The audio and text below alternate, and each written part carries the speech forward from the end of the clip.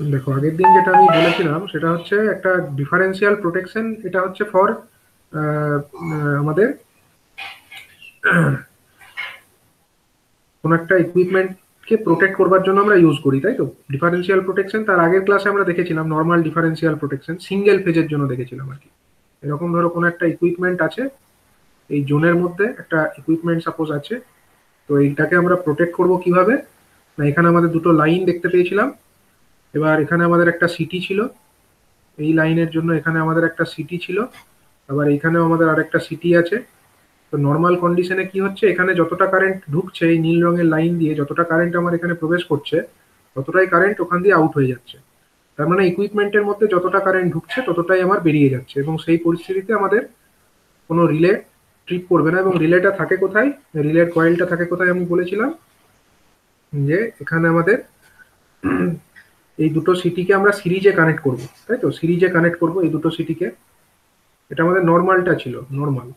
এখানে আমরা একটা সিরিজে কানেক্ট করে দিলাম, এবং রিটার্ন পাথটাকেও আমরা এরকম ভাবে সিরিজে কানেক্ট করে দিলাম। এই ওয়্যারগুলোকে আমরা বলি হচ্ছে পাইলট ওয়্যারস। ঠিক আছে, পাইলট ওয়্যারস। এবার এই পাইলট ওয়্যারের মধ্যে একটা মিডিল পয়েন্ট খুঁজবো আমরা, সেখানে কাকে কানেক্ট করব? দুটো পয়েন্টে যাতে পোটেনশিয়াল সেম থাকে। ধরো এখানেও যা পোটেনশিয়াল, এখানেও তাই পোটেনশিয়াল। এটা কিভাবে সম্ভব? যদি এই তারের দৈর্ঘ্য আর এই তারের দৈর্ঘ্য সেম হয় এবং দুটোর মধ্যে সেম কারেন্ট ফ্লো করে, তাহলে এটা সম্ভব। এই দুটো পয়েন্টকে আমরা বলবো ইকুই পোটেনশিয়াল পয়েন্ট। এখানে আমরা তাকে রাখবো, এখানে হচ্ছে রিলের যে অপারেটিং কয়েল আছে তাকে আমরা কানেক্ট করব। এটা ছিল আমাদের নর্মাল ডিফারেন্সিয়াল প্রোটেকশন। তো এখানে কি হচ্ছিল না, যখন এই দুটোর মধ্যে কারেন্ট সেম হচ্ছিল তখন দুটো সিটির সেকেন্ডারিতেও সেম কারেন্ট হচ্ছে। এখানেও I1 হচ্ছে, এখানেও আমাদের I2 হচ্ছে। এবার দুটো I1 আর I2 তো সেম। I1 আর I2 যদি সেম হয়, I1টা যাবে কোন দিকে? এদিকে আসবে I1। I1 এর রাস্তাটা দেখো, I1 এর রাস্তাটা দেখায়, এখান থেকে এলো I1, এলো এদিক দিয়ে গেল, দিয়ে এদিক দিয়ে এসে এদিক দিয়ে এসে ব্যাক করে যাবে। তাহলে I1 এর যে পাথটা সেটা এদিক দিয়ে I1 আসবে। ঠিক আছে, এদিক দিয়ে I1 এলো, এদিক দিয়ে I1 এলো, নেক্সট হচ্ছে আমাদের I1টা এদিক দিয়ে চলে আসবে। এইভাবে আমাদের I1 এর পাথটা কমপ্লিটেড হবে। অন্যদিকে I2 এর পাথটা কোন দিক দিয়ে হবে? এদিক দিয়ে I2 এলো, এখান দিয়ে I2 এলো, আবার কয়েলের মধ্যে দিয়ে গেল I2, এবং তারপরে এদিক দিয়ে এলো I2, এবং এইভাবে আস্তে আস্তে এটা হলো I2, এবং এটা আবার ব্যাক করে গেল। তাহলে এটা হয়ে গেল আমার I2 এর পাথটা। I2 এর পাথটা কোন দিকে? এদিক দিয়ে এসো, এদিক দিয়ে এসে এদিক দিয়ে এসে এখানে ব্যাক করে গেল। তো এখন আমরা দেখতে পাই যদি আমাদের দুটো কারেন্ট সেম হয়, এই I1 কারেন্ট যেটা আছে এটাকে ফেজর দিয়ে আমরা রিপ্রেজেন্ট করছি, কারণ শুধু ম্যাগনিটিউড দেখলে হবে না, ফেজ অ্যাঙ্গেলটাকেও দেখতে হবে। দুটো কারেন্টের ফেজার, এটাকে সাপোজ I1 ফেজার আর এটাকে I2 ফেজার বলি।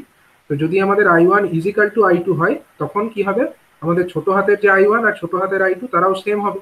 এবং তারা যদি সেম হয়, তখন আলটিমেটলি আমার যে রিলে কয়েল আছে, রিলের যে অপারেটিং কয়েল, এইটা, এর মধ্যে কতটা কারেন্ট ফ্লো করছে বলো? এর মধ্যে আমার কারেন্টটা ফ্লো করছে I1 মাইনাস I2। উপর থেকে নিচে নামছে I1, নিচ থেকে উপরে উঠছে I2। তাহলে একটা থেকে আরেকটা বিয়োগ করতে হবে, সেটাই হবে আমার রিলে কয়েলের মধ্যে দিয়ে যে কারেন্ট। তাহলে I1 মাইনাস I2 আমরা লিখে ফেললাম, এটা হচ্ছে আমাদের কারেন্টটা। এবার দেখা যাচ্ছে যদি দুটো কারেন্ট সেম হয়, I1 আর I2 যদি সেম হয়, তাহলে ছোট হাতের I1 আর ছোট হাতের I2 এরাও সেম হবে। তাহলে এই ডিফারেন্সটা কত হবে? ডিফারেন্সটা সবসময় জিরো হবে। ডিফারেন্স যদি জিরো হয় তাহলে রিলে অপারেট করবে না, কিন্তু ডিফারেন্স যদি জিরো না হয় তখন রিলে অপারেট করে যাবে। এবার আমরা একটা সেট ভ্যালু রাখতে পারি, মানে এই কয়েলটা কতটা কারেন্ট গেলে এনার্জাইজ হবে সেটাকে আমরা সেট করতে পারি। শুধু যে জিরোতেই রাখতে হবে তার কোনো মানে নেই। একটা সার্টেন একটা ভ্যালু সাপোজ সেটিং একটা রাখছি। যখনই আমার রিলে কারেন্ট আই রিলে এটা সেই সেটিং এর থেকে বেশি হয়ে যাবে, greater than the set current বা আই সেট আমি বলছি, তার তখনই আমার রিলেটা অপারেট করবে, রিলে কয়েলটা এনার্জাইজড হবে। এবং রিলে কয়েল এনার্জাইজড হলে এখানে কোনো একটা কন্ট্যাক্ট থাকবে, সেই কন্ট্যাক্টটাকে ক্লোজ করে দেবে, এবং সেই কন্ট্যাক্টটা আমার কোথায় চলে যায়? সেটা চলে যায় আমার সার্কিট ব্রেকারের যে ট্রিপ সার্কিট, সেখানে চলে যাবে। ঠিক আছে, এটা হচ্ছে normal protection, normal differential protection.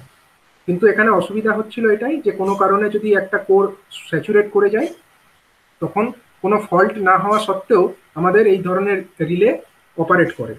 মানে এই ধরনের রিলে মেনলি কি জন্য রাখা হয়? রাখা হয় ইন্টারনাল কোনো ফল্ট হলো, মানে এইখানে কোথাও কোনো ফল্ট হলো বা এইখানে কোনো ফল্ট হলো, সেগুলোকে ডিটেক্ট করার জন্য রাখা হয়। সেটা আমরা আগের ক্লাসে বলেছি। কিন্তু এক্সটার্নাল কোনো ফল্টের জন্য এই ধরনের রিলে কিন্তু অপারেট করার কথা নয়। কিন্তু সমস্যাটা হচ্ছে যে এই সিটির কোরগুলো স্যাচুরেট করে গিয়ে কোনো এক্সটার্নাল ফল্টের জন্য এই রিলে ট্রিপ করে যেতে পারে, যেটা ডিজায়ারেবল নয়। তার জন্য আমরা ব্যবহার করব কি, বায়াসড বা পার্সেন্টেজ ডিফারেন্সিয়াল রিলে। তো সেই পার্সেন্টেজ ডিফারেন্সিয়াল রিলের মধ্যে আমাদের এই যে এই কয়েল, এটা তো থাকবেই, এটাকে বলা হবে অপারেটিং কয়েল। তো এটা ছাড়াও না আরেকটা ধরনের কয়েল থাকবে। আমি এখানে আরেকটা ডায়াগ্রাম ড্র করে নিই। আগের দিনের ক্লাসের ভিডিওটা তোমরা একটু দেখে নিও, ডিটেলসে সেখানে বলা আছে। হ্যাঁ, আমি জাস্ট সংক্ষেপে বলছি। এরকম একটা সিস্টেম, এখানে দুটো আমাদের দিক আছে, একটা হচ্ছে প্রোটেক্টেড ইকুইপমেন্ট আছে, এখানে আমাদের দুটো সিটি আছে। এবার হচ্ছে এই যে সিটি, এই সিটি আর এই যে সিটি, এদেরকে আমরা সিরিজে কানেক্ট করব, ঠিক আছে, সিরিজেই কানেক্ট করব। হ্যাঁ, সিরিজে আমরা কানেক্ট করে দিলাম এরকম ভাবে, এবং এরকম ভাবেও কানেক্ট করব, কিন্তু ডাইরেক্টলি আমরা সিরিজে কানেক্ট করব না, আমরা কানেক্ট করব থ্রু একটা কয়েল। সেই কয়েলটাকে বলা হয় রিস্ট্রেনিং কয়েল। ঠিক আছে, এই আরেকটা কয়েল যেটাকে আমরা এখানে কানেক্ট করব, এটাকে বলা হচ্ছে রিস্ট্রেনিং কয়েল। এই হলুদ রং দিয়ে দেখাচ্ছি, এটা হলো রিস্ট্রেনিং কয়েল। হ্যাঁ, এটা কিভাবে থাকে অ্যাকচুয়ালি সেটা আমি আগের দিনের ভিডিওতে দেখতে পেয়ে যাবে। এটা হলো রিস্ট্রেনিং কয়েল। তো ধরা যাক রিস্ট্রেনিং কয়েলে যতগুলো টার্ন থাকে তার মিড পয়েন্টে, তার এক্স্যাক্টলি মিড পয়েন্টে আমার কানেক্টেড করা থাকবে রিলের অপারেটিং কয়েলটা। অপারেটিং কয়েলটা কানেক্ট করবো কোথায় না রিস্ট্রেনিং কয়েলের একদম এক্স্যাক্টলি মিডিল পয়েন্টে।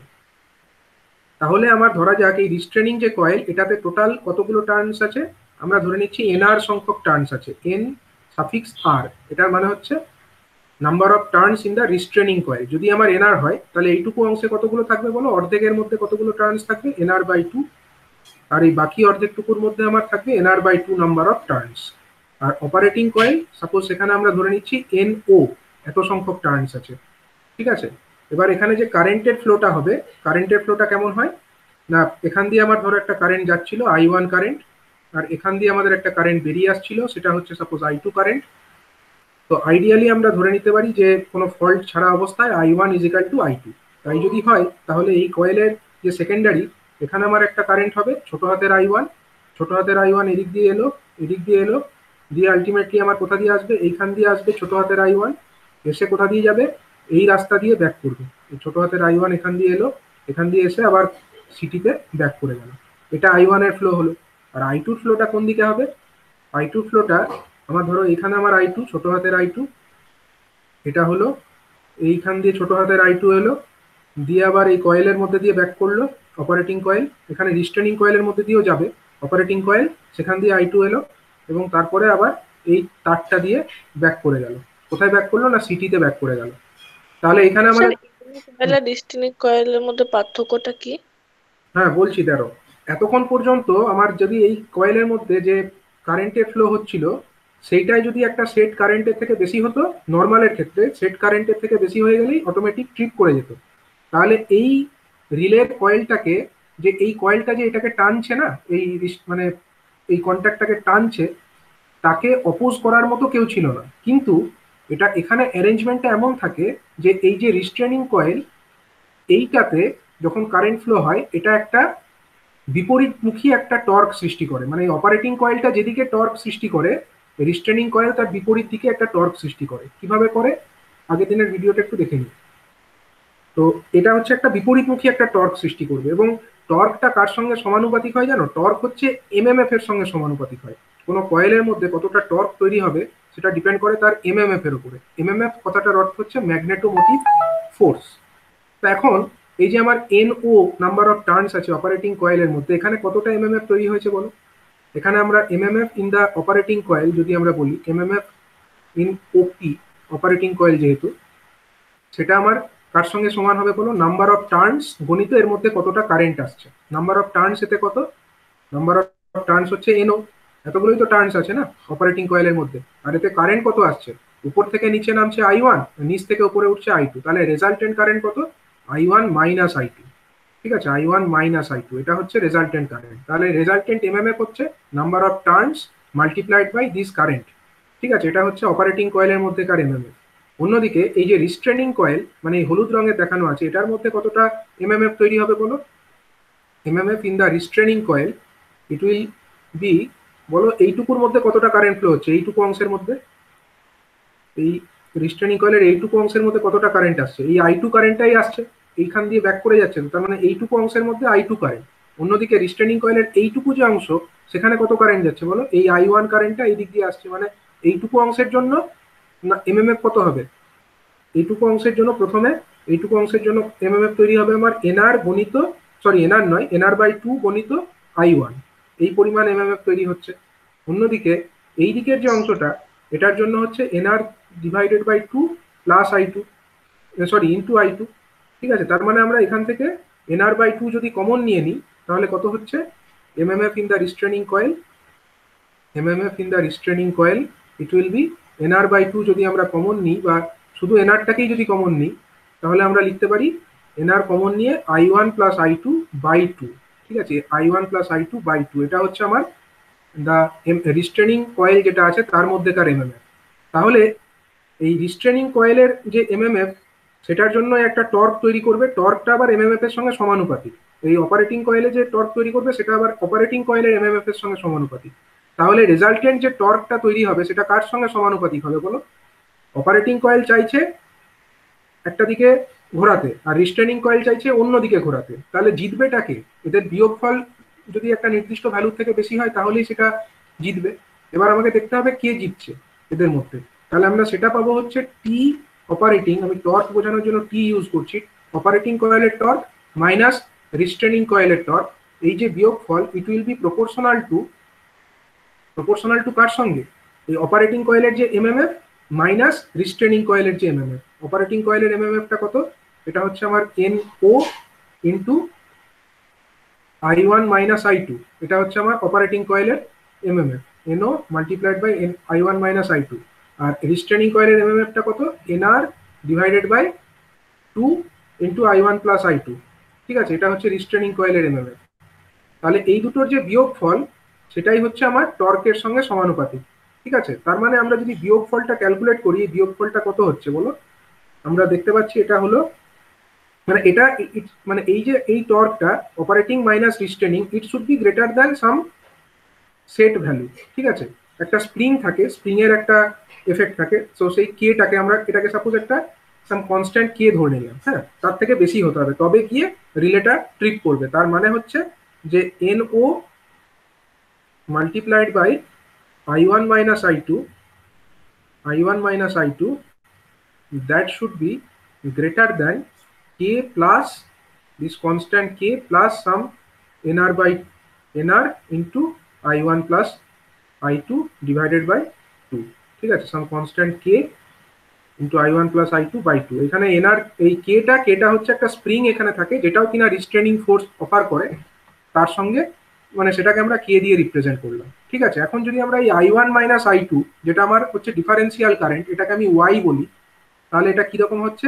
NO গণিত Y গ্রেটার দ্যান সাম কনস্ট্যান্ট প্লাস NR গণিত I1 প্লাস I2 বাই 2। এই I1 প্লাস I2 বাই 2 এই জিনিসটাকে যদি আমি X নাম দিই তাহলে সাম Y greater than MX plus C এরকম ফর্মের একটা ইকুয়েশন আসছে। ঠিক আছে, তাহলে এই ব্যাপারটা অনেকটা এরকম আমরা গ্রাফিক্যালি যখন দেখাবো তখন Y অ্যাক্সিস বরাবর ধরো আমাদের ডিফারেন্সটাকে দেখাচ্ছি I1 মাইনাস I2, যেটাকে আমি Y বলছি সাপোজ, আর X অ্যাক্সিস বরাবর ধরো আমরা I1 প্লাস I2 বাই 2 এটাকে বলছি। তখন দেখা যাবে যে এই ক্যারেক্টারিস্টিক্সটা কেমন দেখতে হচ্ছে? স্ট্রেট লাইনের মতো, কিন্তু হ্যাঁ যদি মানে কেটা না থাকতো তাহলে একটা স্ট্রেট লাইন পাসিং ইন্টারসেপ্ট থাকবে একটা, কিন্তু এখানে একটা ইন্টারসেপ্ট থাকবে কারণ এটা আমার এখানে স্প্রিংটা আছে। তো ব্যাপারটা অনেকটা এইরকম দেখতে হবে। ঠিক আছে, অনেকটা এইরকম দেখতে হবে। এই যে ইন্টারসেপ্টটা থাকলো, এই ব্যাপারটা কিসের জন্য থাকলো? এটা হলো এই স্প্রিংটা আছে বলে। স্প্রিংটা কিভাবে থাকে একটু আগের দিনের ক্লাসের ভিডিওটা দেখে নিন, তখন দেখা যাবে যে এই দিকে যদি টর্কটা থাকে, মানে এই দিকে যদি থাকে আমার I1 মাইনাস I2 সেটা যদি বেশি হয় তখন আমার টিটা পজিটিভ আমরা ধরবো, টি ইজ ইকাল টু পজিটিভ, মানে তখন আমার রিলে ট্রিপ করবে। কিন্তু যদি আমার এই দিকের যে অংশ, এই অংশ থাকলে কিন্তু টিটা হবে আমার নেগেটিভ, এখানে কিন্তু রিলে আমার ট্রিপ করবে না। ঠিক আছে, তো আমাদের এখানে কি সুবিধাটা হচ্ছে রিস্ট্রেনিং কয়েল ব্যবহার করাতে? ওখানে যেটা হচ্ছিল না, সিটির কোনো ক্যারেক্টারিস্টিক্স এর পার্থক্যের জন্য বা কোনো কারণে সিটির কোর স্যাচুরেট করে গেল, তার জন্য সামান্য একটু কারেন্টের পার্থক্য হয়ে গেল এবং তার জন্য আমাদের রিলেটা ট্রিপ করে যাবে। এই ধরনের ঘটনাগুলো ঘটছিল নর্মাল ডিফারেন্সিয়াল রিলেতে। কিন্তু যেহেতু আমার এই রিস্ট্রেনিং কয়েল আমরা ইউজ করছি, এখানে কি হচ্ছে, এই অপারেটিং কয়েল যেটা আছে তার সাথে সাথে আমরা একটা তাকে মানে অপোজ করার মতো আরেকটা সিস্টেম এখানে ইন্ট্রোডিউস করছি, এই একটা অপোজিং টর্ক তৈরি করছে। তো তার জন্য যে কারণে এই রিলেগুলো ম্যাল অপারেট করছিল, মানে বেসিক্যালি এগুলোকে তো ম্যাল অপারেশনই বলবো, ক্যারেক্টারিস্টিক্স এর পার্থক্য বা কোর স্যাচুরেট করে যাওয়া এই ধরনের ঘটনাগুলোকে আমরা ম্যাল অপারেট, তার জন্য যদি এই রিলেটা ম্যাল অপারেট করতো মানে অকারণে অপারেট করে যেত, তো সেই ব্যাপারগুলোকে আমরা অ্যাভয়েড করতে পারবো। তার জন্য আমরা এই রিস্ট্রেনিং কয়েলটাকে ইউজ করি। ঠিক আছে, এবার এই রিস্ট্রেনিং কয়েল ইউজ করে আমরা জেনারেটরের ক্ষেত্রে আমরা কিভাবে ডিফারেন্সিয়াল প্রোটেকশনটাকে ব্যবহার করব সেটা একবার আমরা দেখে নিই। ঠিক আছে, সেটা আমরা দেখে নেব। তো তার আগে আমরা নর্মাল জেনারেটরটা একবার বলে নিই। নর্মাল অর্ডিনারি যে জেনারেটর আমাদের আছে সেখানে আমরা কি ব্যবহার করেছিলাম বলো। অর্ডিনারি জেনারেটর প্রোটেকশনটা আমি আরেকবার একটু ড্র করে নিই। তিনটে ফেজ ছিল আমাদের, রেড, ইয়েলো, ব্লু। স্যার বলছি গ্রাফটা যে জায়গাটা আঁকলেন না স্যার, ওই হুম, জায়গাটা স্যার ওই টর্কের একটা ব্যাপারটা বললেন, ওই প্লাস হবে মাইনাস হবে, একটু বলে দিন। দেখো টি মানে কি, টিটা টি পজিটিভ মানে হচ্ছে আমার এই যে ডিফারেন্সটা, এই টি অপারেটিং টর্ক মাইনাস রেজিস্ট্রেনিং টর্ক, এই দুটো টর্কের পার্থক্যকে আমরা বলবো হচ্ছে কি বলবো, টি বলছি, এটাকে আমি ক্যাপিটাল টি দিয়ে ডিনোট করছি। হ্যাঁ, এবার বলো টি অপারেটিং মাইনাস টি রেস্ট্রেনিং, এটা টিটা, এটাকে আমি ক্যাপিটাল টি বলছি, তার টিটা পজিটিভ কখন হবে? টিটা পজিটিভ কখন হবে? যখন T operating minus T restraining it should be greater than 0, হ্যাঁ স্যার। বা it should be greater than 0 না, এখানে কে আছে, তাহলে এই কে এর থেকে বেশি হলে তখনই আমরা ধরবো এটা হচ্ছে রিস্ট্রেনিং, মানে টিটা হচ্ছে পজিটিভ। তাহলে এটা কোন জায়গাটাই ঘটছে? যখন আবার এটা কে এর থেকে বেশি, সেটা কোন জায়গাটা? এটা হচ্ছে এই দিকটা। আর কে ইকুয়াল টু হলে, মানে এটা যদি ইকুয়াল টু কে হতো, ধরো এটা সাপোজ যদি ইকুয়াল টু কে হতো তাহলে সেটা এই স্ট্রেট লাইনটাকে বোঝাচ্ছে। কিন্তু যদি আমি কে গ্রেটার দ্যান 0 বোঝাই, মানে সরি সরি গ্রেটার দ্যান কে রিজিয়নটাকে বোঝাই, গ্রেটার দ্যান মানে কোন দিকের অংশ? এই দিকের অংশগুলোকে, আর লেস দ্যান মানে এই দিকের অংশগুলোকে। তাহলে যখনই গ্রেটার দ্যান তখনই টিটা পজিটিভ, তখনই আমার রিলে অপারেট করবে। কিন্তু টি লেস দ্যান 0 যখন, মানে টি নেগেটিভ, তখন কিন্তু আমার রিলে অপারেট করবে না। ঠিক আছে স্যার, ঠিক আছে। আগের দিনের ক্লাসে এটা ডিটেলসে বলা আছে, আমি যেহেতু এখন আরো অন্য কিছু বলবো তার জন্য অতটা ডিটেলস এখন বললাম না। তো দেখো এখানে আমরা ড্র করে নেব একটা জেনারেটর প্রোটেকশনের ক্ষেত্রে আমরা কিভাবে দেখেছি আগের দিন, একটু জাস্ট রিপিট করি। এটা ধরো আমাদের একটা জেনারেটরের আমরা রেড ফেজের ওয়াইন্ডিংটাকে দেখালাম। ঠিক আছে, অনুরূপভাবে আমরা ইয়েলো ফেজের ওয়াইন্ডিংটাকেও দেখাবো।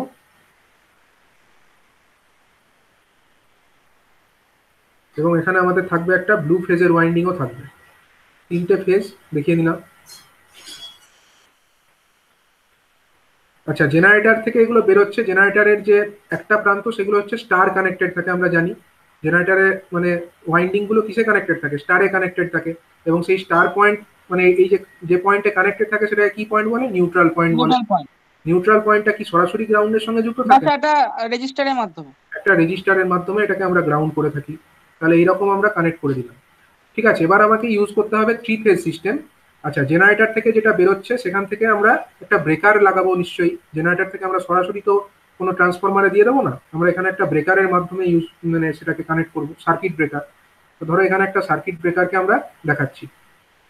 এটা হলো একটা সার্কিট ব্রেকারের যে কন্ট্যাক্টস গুলো আমরা সাপোজ বলছি এটা, আর এরকম এরকমটা আছে। এটা হলো আমাদের একটা রেড ফেজ বেরিয়ে গেল, এটা আমাদের ইয়েলো ফেজ বেরিয়ে গেল, এবং এখানে আমাদের রেড ফেজটা বেরিয়ে গেল। তাহলে এটা আমাদের আর ওয়াই বি তিনটে ফেজ আমরা পেয়ে গেলাম। এবং এখানে মাঝে যে জিনিসটাকে আমরা কানেক্ট করেছি এটাকে কি বলছি? এটা হচ্ছে একটা সার্কিট ব্রেকার, তাই তো? এটা হলো একটা সার্কিট ব্রেকার। সার্কিট ব্রেকার সবসময় তিনটে পোল একসঙ্গে অপারেট করে, আপ ডাউন করলে একসঙ্গে তিনটে কেটে যাবে অথবা একসঙ্গে তিনটে জুড়বে। কখনো এমন হবে না যে রেড ফেজটা কাটলো ইয়েলো ব্লু ফেজ কাটলো না, সেটা ঠিক নয়। তখন যদি হয়ে থাকে তাহলে বুঝতে হবে সার্কিট ব্রেকার খারাপ হয়েছে। ঠিক আছে, তো এখন হচ্ছে আমাদেরকে এখানে প্রোটেকশন তো ব্যবহার করতে হবে। আমরা রেড ফেজে কি দেবো বলো? রেড ফেজে একটা কারেন্ট মাপার জন্য একটা সিটি এদিকে থাকবে আমার, এবং অনুরূপভাবে এদিকেও একটা সিটি থাকবে। এগুলো এই যে দুটো ওয়াইন, দুটো এদিকে দেখাচ্ছে, এগুলো কি? এগুলো হচ্ছে সিটির সেকেন্ডারি। আর এই যে বড় কয়েলটা দেখিয়েছি এটা হচ্ছে অ্যাকচুয়ালি ওয়াইন্ডিংটা। ঠিক আছে, এটা হচ্ছে সিটি আর এগুলো হচ্ছে ওয়াইন্ডিং। তাহলে এদিকে একটা সিটি, এদিকে একটা সিটি আছে। অনুরূপভাবে ইয়েলো ফেজেও আমার এরকম আছে, এখানে সিটি আছে এবং এখানেও সিটি আছে। ব্লু ফেজেও আছে, এখানে সিটি আছে, সিটি সেকেন্ডারি, আর এদিকেও আমার সিটি সেকেন্ডারি আছে। আচ্ছা, এবার হচ্ছে এটা three phase system. Three phase সিস্টেমের ক্ষেত্রে আমরা কি করব, আমাদেরকে কাজ কি করতে হবে, মানে আমরা চাইছি যে ওয়াইন্ডিং এর মধ্যে কোনো যদি ফল্ট হয় সেটাকে ডিটেক্ট করব। সেটাকে ডিটেক্ট করার জন্য আমাকে এই সিটিগুলোকে সিরিজে কানেক্ট করতে হবে। কার সঙ্গে কাকে সিরিজে কানেক্ট করব?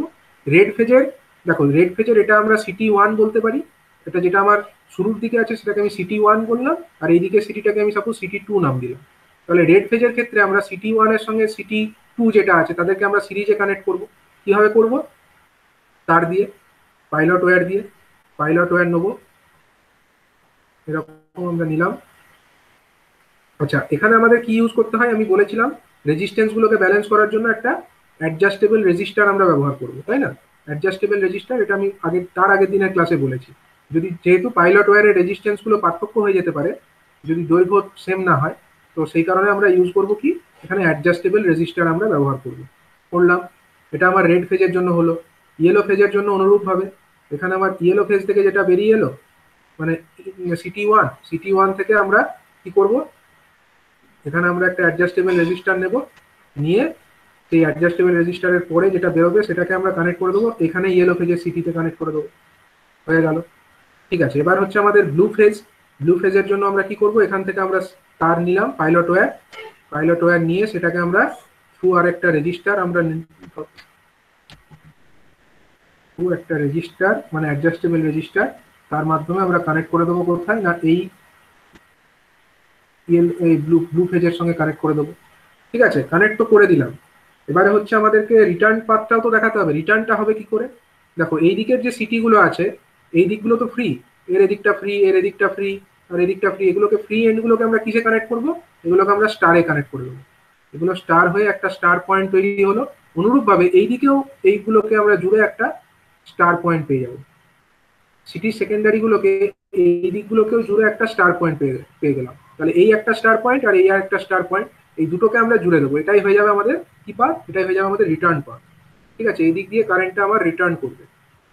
তাহলে এবার আমরা কি করব, এবার আমাদের কাজ হচ্ছে ডিফারেন্সিয়াল প্রোটেকশনের জন্য আমাদেরকে কি ইউজ করতে হয়, কয়েল ইউজ করতে হয়। তাহলে রেড ফেজের এইটা হলো যাওয়ার পাথ, আর আসার রাস্তা তো এইটা সবার জন্য কমন, কালোটা। তাহলে এই যে আমার রেড ফেজের জন্য যে অপারেটিং কয়েল সেটাকে আমরা কোথায় কানেক্ট করব, এই যে আমার যাচ্ছে যে রাস্তা দিয়ে সেখান থেকে আমরা এই যেদিক দিয়ে ফেরত আসছে তার মধ্যে একটা কি কানেক্ট করবো, এটাকে বলে অপারেটিং কয়েল। এটা হলো রেড ফেজের অপারেটিং কয়েল। অনুরূপভাবে ইয়েলো ফেজের জন্য আমরা কি করব, ইয়েলো ফেজের যে আমার যাওয়ার রাস্তা আর ফেরত আসার রাস্তা তাদের মধ্যে আমরা কানেক্ট করে দেবো একটা অপারেটিং কয়েল, এরকম। তাহলে এটা হয়ে গেল আমাদের আরেকটা অপারেটিং কয়েল। আর অনুরূপভাবে ব্লু ফেজের জন্য যেটা যাচ্ছে এটা দিয়ে আর যেটা দিয়ে ফেরত আসছে তাদের মধ্যে আমরা একটা কানেক্ট করে দেবো কি, অপারেটিং কয়েল। তাহলে এইরকম ভাবে আমরা বলতে পারি যে যাওয়ার আর ফেরত আসার রাস্তা নিয়ে মধ্যে আমরা ইকুইপোটেনশিয়াল পয়েন্টের মধ্যে কানেক্ট করে দিলাম তিনটে কয়েলকে। ঠিক আছে, এগুলো হচ্ছে কি রিলের অপারেটিং কয়েল। এবার এই রিলের অপারেটিং কয়েলগুলো কার সঙ্গে কানেক্টেড হবে, রিলের অপারেটিং কয়েলগুলো বেসিক্যালি কন্ট্যাক্টসের সঙ্গে কানেক্টেড হবে। তাহলে ধরো এখানে আমার একটা কন্ট্যাক্ট আছে, রেড ফেজের যে কন্ট্যাক্ট, অনুরূপভাবে ইয়েলো ফেজেরও আমার কন্ট্যাক্ট এখানে আছে, ইয়েলো ফেজের কন্ট্যাক্ট, আর আছে আমার কি ব্লু ফেজের কন্ট্যাক্টস। এখানে কি থাকে, এখানে ধরো এটা ইলেকট্রোম্যাগনেটিক জিনিস একটা, তাহলে এখানে আমার একটা এই কন্ট্যাক্ট এরকম আছে রেড ফেজের জন্য, সাপোজ এখানে আমার ইয়েলো ফেজের জন্য একটা কন্ট্যাক্ট এরকম আছে, আর একটা আছে আমার ব্লু ফেজের জন্য। ঠিক আছে, এই কন্ট্যাক্টস গুলো না সবই হচ্ছে কার দ্বারা অপারেটেড হবে, যখনই এই কয়েলের মধ্যে কারেন্ট ফ্লো হবে এই কন্ট্যাক্টটাকে টেনে নেবে, মানে এইটা নিচে আছে এটা গিয়ে যেখানে দুটো ডট দেখতে পাচ্ছ সেখানে গিয়ে ঠেকে যাবে। আচ্ছা, এদেরকে আমরা কিসে কানেক্ট করবো, প্যারালালে কানেক্ট করবো, মানে রেড ফেজের কন্ট্যাক্ট, ইয়েলো ফেজের কন্ট্যাক্ট আর ব্লু ফেজের কন্ট্যাক্ট, এদেরকে আমরা ধরো প্যারালালে কানেক্ট করলাম, মানে এই তিনটে পয়েন্টকে আমরা একসাথে কানেক্ট করে দিলাম। এটা একটা পয়েন্ট হয়ে গেল। অন্যদিকে এই যে এই দিকের পয়েন্টগুলো, এইটা এইটা আর এইটা, এদেরকে নিয়ে একটা পয়েন্ট হয়ে গেল। দিয়ে কি করব না, এই যে আমার এই রাস্তাটা, এইটা আর এইটা, মানে সবুজটা আর এই কালোটা, এরা মিলে দুটো পয়েন্ট হয়ে গেল। তো তারা কার সঙ্গে কানেক্টেড থাকবে জানো, তারা হচ্ছে বেসিক্যালি আমার এই যে সার্কিট ব্রেকার, এটা তো আমার সার্কিট ব্রেকার, এই যে তিনটে লাইন দিয়ে দেখি যেটা অ্যাকচুয়ালি সার্কিট ব্রেকারের এখানে কি থাকে, সার্কিট ব্রেকারের মধ্যে আমার ট্রিপ কয়েল থাকে যেটা অ্যাকচুয়ালি ট্রিপিংটাকে করে। তো ধরো এখানে আমার একটা কি আছে না, ট্রিপ কয়েল আছে সাপোজ, এই সার্কিট ব্রেকারের কন্ট্যাক্টে ট্রিপ করানোর জন্য আমার এখানে আছে একটা ট্রিপ কয়েল। সেই ট্রিপ কয়েলকে আমাকে কি দিতে হবে, ট্রিপ কয়েলটা যখনই এনার্জাইজড হবে তখনই আমার এই সার্কিট ব্রেকারের কন্ট্যাক্টগুলো চেঞ্জড হবে। তো একে এনার্জাইজড করবার জন্য আমাকে কি দিতে হবে, এখানে একটা ব্যাটারি কানেক্ট করতে হবে। এখানে তোমার একটা ব্যাটারি কানেক্ট করিয়ে দেবো। এবার এই ব্যাটারির একটা প্রান্তকে আমরা কার সঙ্গে জুড়বো, বেসিক্যালি কালো এন্ড যেটা আছে এই কালো এন্ডটাকে আমরা ব্যাটারির এর সঙ্গে জুড়ে দেবো। ঠিক আছে, এর সঙ্গে জুড়ে দেবো। আর এই যে মানে এই যে ট্রিপ কয়েলের যে আরেকটা প্রান্ত, এটাকে আমরা জুড়ে দেবো এই সবুজটার সঙ্গে। এটাকে আমরা জুড়ে দিলাম সাপোজ এই সবুজটার সঙ্গে। এতে করে কি হবে, যখনই মনে করো যখনই কি হবে না, যখনই এই ট্রিপ কয়েলগুলো এনার্জাইজড হবে তখন কি হবে, কন্ট্যাক্টটা ঠেকে যাবে। এটা নিচে থাকবে না, এটা আমার উপরে ঠেকে যাবে। যেই ঠেকে গেল, যে কোনো কন্ট্যাক্ট যদি সবগুলোকে একসঙ্গে ঠেকতে হবে কোনো মানে নেই, যে কোনো একটাও যদি ঠেকে যায় তখন দেখো এদিক দিয়ে না ট্রিপ কয়েলটা পাওয়ারটা পেয়ে যাবে। কারণ এখান থেকে ট্রিপ কয়েলে 30 ভোল্ট, ধরো এটা একটা ডিসি ব্যাটারি, কত ভোল্ট হবে ডিপেন্ড করছে যে সিস্টেমে লাগানো আছে, এটা ভ্যারি করে। এটা একটা ডিসি ব্যাটারি, তাহলে এখান থেকে ভোল্টেজ আসবে। এতক্ষণ পর্যন্ত এখন কি কয়েলের রাস্তাটা কমপ্লিট আছে? দেখো কয়েলের রাস্তা এখন কমপ্লিট নেই। এখানে 30 ভোল্ট পড়ছে, কিন্তু রাস্তা এখান দিয়ে এলো, এখান দিয়ে এলো, এখান দিয়ে এলো, কিন্তু এখানে তো ওপেন, এখানে তো ওপেন, তার মানে পাথটা কমপ্লিট নেই। কিন্তু যখনই একটা কয়েল এনার্জাইজড হবে, এটা কি করবে, একে টেনে নেবে, অথবা এটাকে একে টেনে নেবে, বা এটা এখানে উঠে যাবে। যেটাই ক্লোজ হোক না কেন, তখনই দেখো রাস্তা ক্লোজ হয়ে যাচ্ছে। মানে 30 ভোল্ট এখান দিয়ে এসে, এখান দিয়ে এসে, এদিক দিয়ে এসে যদি ক্লোজ হয়ে যায়, তাহলে এদিক দিয়ে ব্যাক করার রাস্তা পেয়ে যাচ্ছে। ব্যাক করার রাস্তা পেলে কি হবে, ট্রিপ কয়েল, যেটা সার্কিট ব্রেকারের ট্রিপিং কয়েল, এই ট্রিপিং কয়েলটা আমার এনার্জাইজড হয়ে যাবে। এবং ট্রিপিং কয়েলটা এনার্জাইজড হলেই সার্কিট ব্রেকারের কন্ট্যাক্টসগুলো চেঞ্জ হবে। এটা হচ্ছে ব্যাপার, সার্কিট ব্রেকারের মেন ব্যাপার। কিন্তু আমাকে যেটা মেন দেখতে হবে ডিফারেন্সিয়াল প্রোটেকশনের ক্ষেত্রে, যে এই কয়েলগুলো এনার্জাইজড হবে এটা কখন আর কেন হবে। ঠিক আছে, এবার কেন হবে আর কখন হবে সেটা দেখো। প্রথমে মনে করো নর্মাল কন্ডিশন, নর্মাল কন্ডিশনে আমার কয়েলের মধ্যে ধরো এখানে I1 কারেন্ট ঢুকছে, এই কয়েল এই ওয়াইন্ডিং এর মধ্যে দিয়ে I1 কারেন্ট যাচ্ছে, এবং এখান দিয়ে আমার কারেন্ট বেরিয়ে চলে আসছে। কোনো কারেন্টের চেঞ্জ হবে কি, সবসময় সেমই কারেন্ট হবে। এখানে যদি I1 ঢুকে, এখানেও I1ই বেরোবে। তো তাই যদি হয়, মানে এটাকে সাপোজ আমি কথার জন্য আপাতত I2 নাম দিয়ে দিচ্ছি, আমরা বলে দেবো যে I1 = I2। তো তখন কি হবে, নর্মাল কন্ডিশনে আমার এখানে আমার I1 কারেন্ট ফ্লো হবে, এই সিটির সেকেন্ডারি I1 কারেন্ট ফ্লো হবে, আর এই সিটির সেকেন্ডারিতে I2 কারেন্ট ফ্লো হবে। যদি আমাদের I1 আর I2 সেম হয়, তাহলে কি হবে, তখন আমার এখান দিয়ে I1 আসবে, এখানে I1 এলো। তাই ছবিটাকে আমি একটু কপি করে রাখি, কাজে লাগবে এটা করে।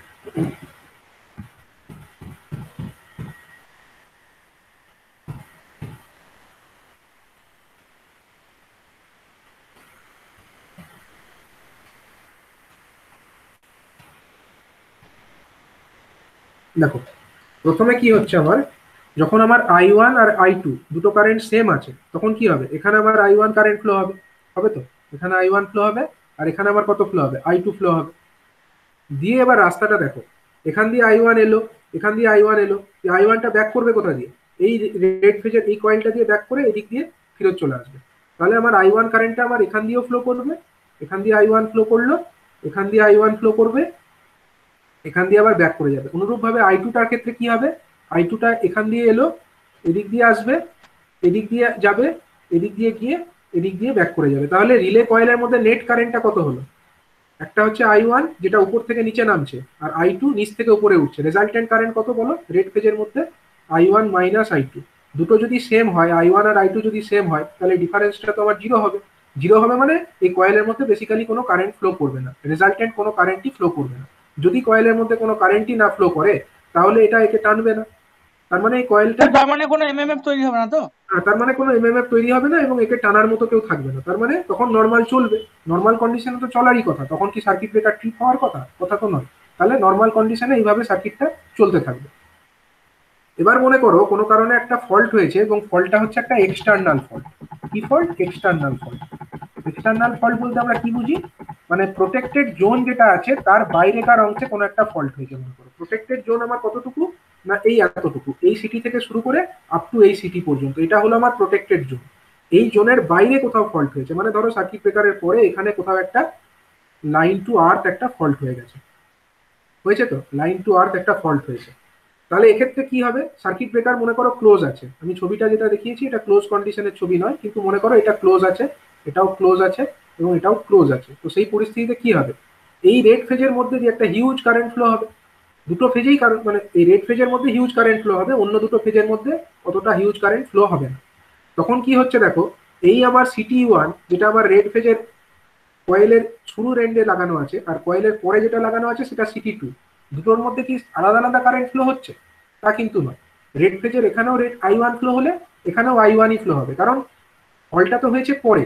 তাহলে কয়েলের মধ্যে এখানেও যতটা হচ্ছে, মানে এই অংশেও যতটা কারেন্ট ফ্লো হচ্ছে এই অংশেও ততটাই কারেন্ট ফ্লো হবে। তার মানে কি, এই সিটির সেকেন্ডারিতেও যতটা কারেন্ট তৈরি হবে এই সিটির সেকেন্ডারিতেও ঠিক ততটাই কারেন্ট তৈরি হবে। এবং যদি এই দুটো কারেন্ট সেম হয় তাহলে এরা আসছে কোথা থেকে, এরা তো আসছে আমার এইখানে, আর এ আসছে আমার এইখানে, দুটো কারেন্ট, এবং এইখান দিয়ে এসে এখানেও সেম কারেন্ট আর এটাতেও সেম কারেন্ট। তার মানে এই কয়েলের মধ্যে আলটিমেটলি কোনো কারেন্ট কিন্তু ফ্লো হবে না। তার মানে বাইরের কোনো ফল্টের জন্য বা এক্সটার্নাল কোনো ফল্টের জন্য আমার এই ধরনের যে প্রোটেকশন সেটা অপারেট করবে না, এবং করার কথাও নয়। বাইরের কোনো এক্সটার্নাল ফল্টের জন্য ডিফারেন্সিয়াল প্রোটেকশন কাজ করে না। ডিফারেন্সিয়াল প্রোটেকশন এক্সক্লুসিভলি কেন ডিজাইন করা হয়েছে, ডিজাইন করা হয়েছে কেবলমাত্র এই ওয়াইন্ডিং এর অংশটাকে প্রোটেক্টেড রাখবার জন্য।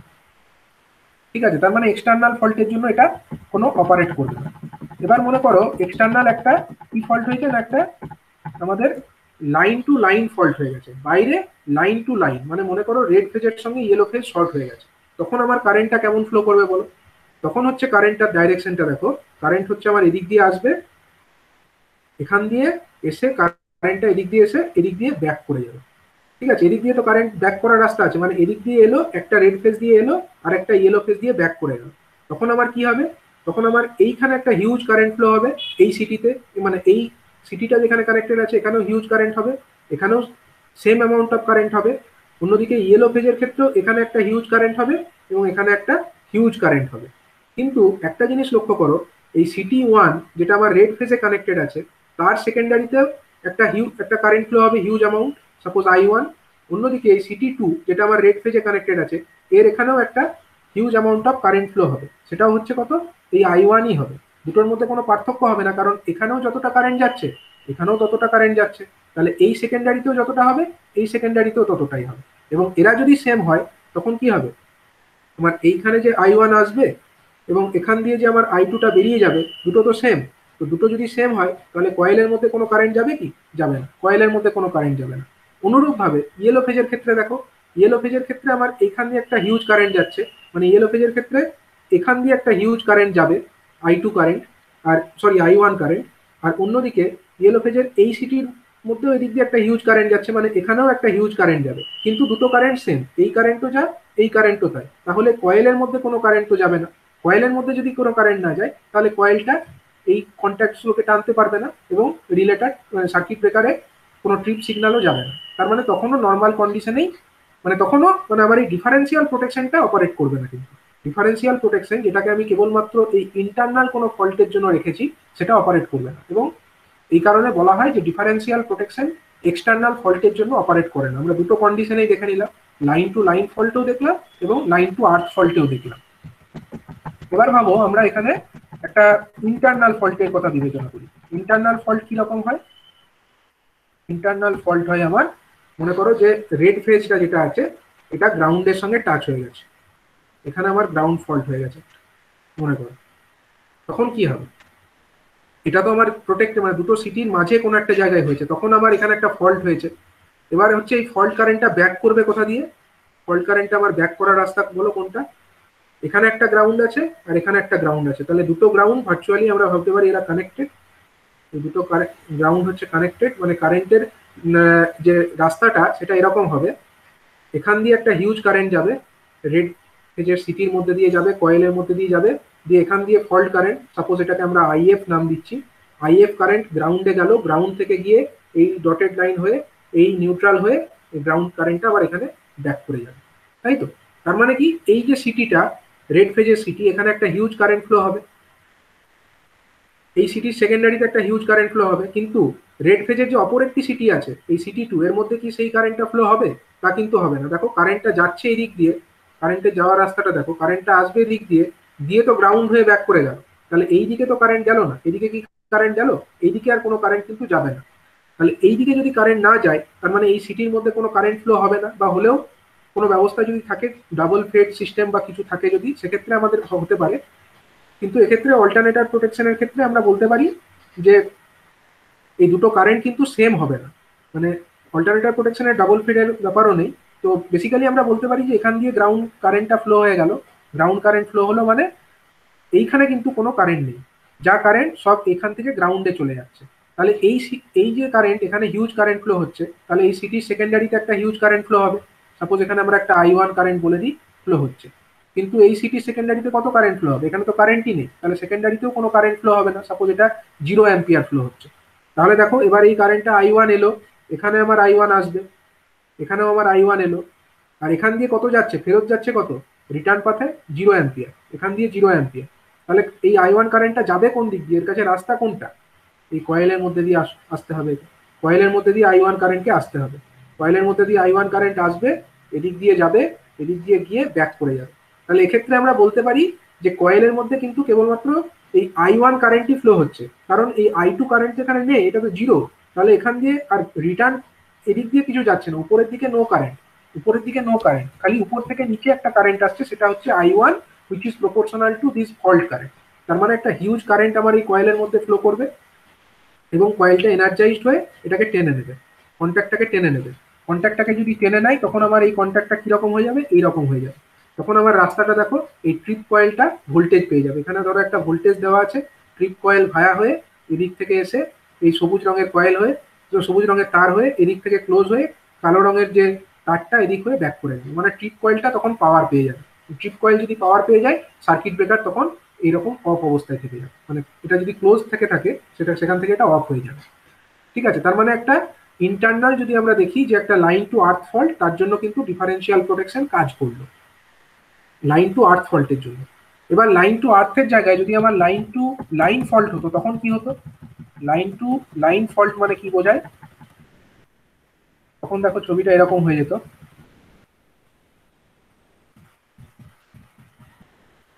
দেখো তখনকার ছবিটা এরকম হতো, মনে করো দুটো লাইনের মধ্যে শর্ট হয়ে গেছে, দুটো লাইনের মধ্যে শর্ট হয়ে গেছে, এটাকে আমরা কি ফল্ট বলি? Line to line fault.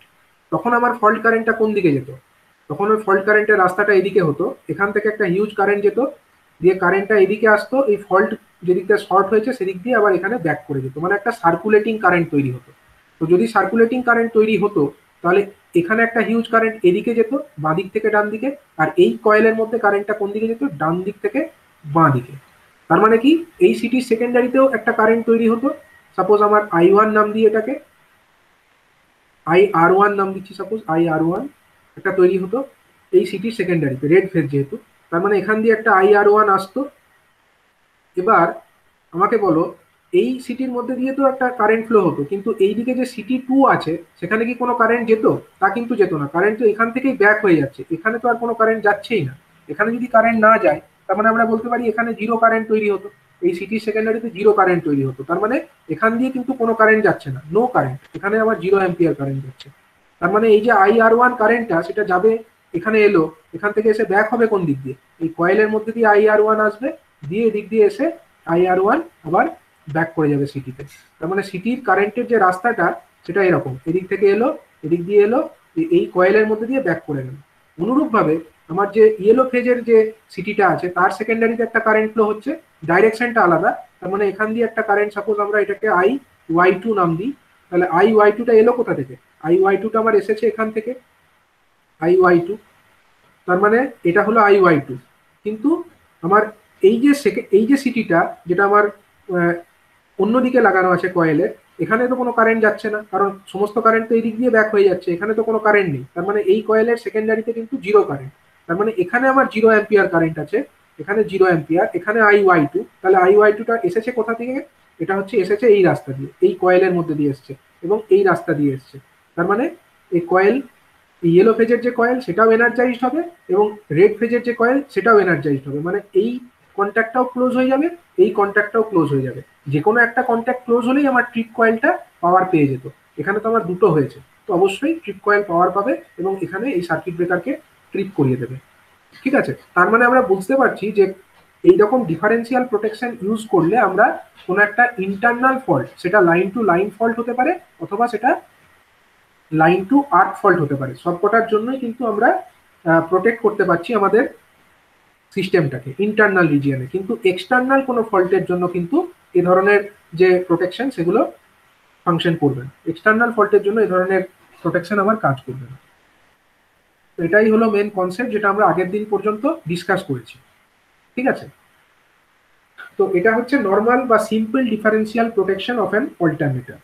কিন্তু এই ধরনের ডিফারেন্সিয়াল প্রোটেকশন ব্যবহার করার কিছু ডিসঅ্যাডভান্টেজ আছে, যেটাও আমি আগের দিন বলেছিলাম।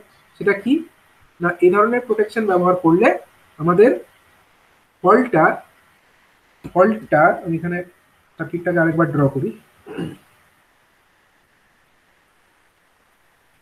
যদি আমাদের ফল্টটা এই কয়েল যেটা আমাদের ওয়াইন্ডিং আছে সেই ওয়াইন্ডিং এর পরের দিকে হয় তাহলে কোনো অসুবিধা নেই। লাইন টু আর্থ ফল্ট মনে করো ওয়াইন্ডিং এর পরের দিকে হলো, সেক্ষেত্রে আমাদের যথেষ্ট পরিমাণে ফল্ট কারেন্ট ফ্লো করবে এবং তার রেসপেক্টে আমার এই রিলেটা যথেষ্ট কারেন্ট পাবে এবং সেটা ট্রিপ করাতে পারবে। কিন্তু যদি শুরুর দিকে হয় ফল্টটা, শুরুর দিকে হলে কিন্তু সেই ফল্ট কারেন্টের পরিমাণটা কম হবে এবং সেই ফল্ট কারেন্টের পরিমাণটা কম হওয়ার জন্য আমার এই যে রিলের যে সেকেন্ডারি কয়েল সেখানেও তুলনামূলকভাবে কম কারেন্ট ইনডিউসড হবে এবং তার জন্য অনেক সময় এই ধরনের যে কয়েলগুলো সেগুলো এনার্জাইজড হতে পারবে না। কিন্তু ফল্ট হয়েছে অথচ এটা এনার্জাইজড হয়নি, সেটা তো ডিজায়ারেবল নয়। ফল্ট হলে তো অপারেট করা উচিত, কিন্তু যেহেতু এগুলো নিউট্রাল পয়েন্টের কাছে হয়েছে তখন এইটুকু অংশের মধ্যে যথেষ্ট পরিমাণে ভোল্টেজ যেহেতু ইনডিউসড হতে পারেনি, তার জন্য ফল্ট কারেন্টের পরিমাণটা কম হবে এবং তার জন্য এই কয়েলটা যথেষ্ট পরিমাণে কারেন্ট না পাওয়াতে এটা ট্রিপ করাতে পারবে না। তাহলে এটা একটা ড্রব্যাক থেকে যাচ্ছে। আবার যদি আমরা এরকম ব্যবস্থা করি যে এই কয়েলটা খুব সামান্য পরিমাণ কারেন্টের জন্যই অপারেট করে যাবে, মানে যতই সামান্য কারেন্ট হোক না কেন এটা ট্রিপ করে যাবে, এরকমও করা যেতে পারে। কিন্তু তাতেও অসুবিধা আছে। তখন কি হতে পারে না, এই ধরো এখানে এতগুলো সিটি আছে, কোনো একটা সিটির মধ্যে হয়তো ক্যারেক্টারিস্টিক্সে কিছু সামান্য পার্থক্য তো থাকবে, সেটার জন্য সামান্য কারেন্টের পার্থক্য দুদিকের মধ্যে থাকতেই পারে, নর্মাল কন্ডিশনেও থাকতে পারে। তো সামান্য কারেন্টের পার্থক্যের জন্য তখন এটা ট্রিপ করে যাবে, সেটাও ডিজায়ারেবল নয়। তাহলে দুদিকেই সমস্যা। একদিকে আমরা যদি বেশি সেটিং রাখছি তখন আমার নিউট্রাল পয়েন্টের কাছে ফল্ট হলে তখন সেটা ডিটেক্ট করতে পারছে না।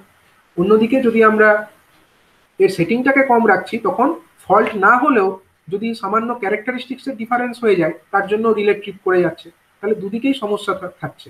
তো সেই সমস্যাটাকে দূর করবার জন্য একটা উপায় হলো যে মডিফাইড ডিফারেন্সিয়াল প্রোটেকশন বলে একটা সিস্টেম ইন্ট্রোডিউস করা হয়েছে, ঠিক আছে? মডিফাইড ডিফারেন্সিয়াল প্রোটেকশন ইন্ট্রোডিউস করা হয়েছে।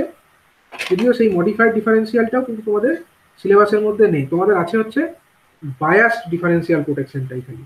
আমি জাস্ট সিম্পল সার্কিট ডায়াগ্রামটা ড্র করব মডিফাইডের ক্ষেত্রে। মডিফাইডের ক্ষেত্রে সার্কিট ডায়াগ্রামটা আমরা ড্র করব।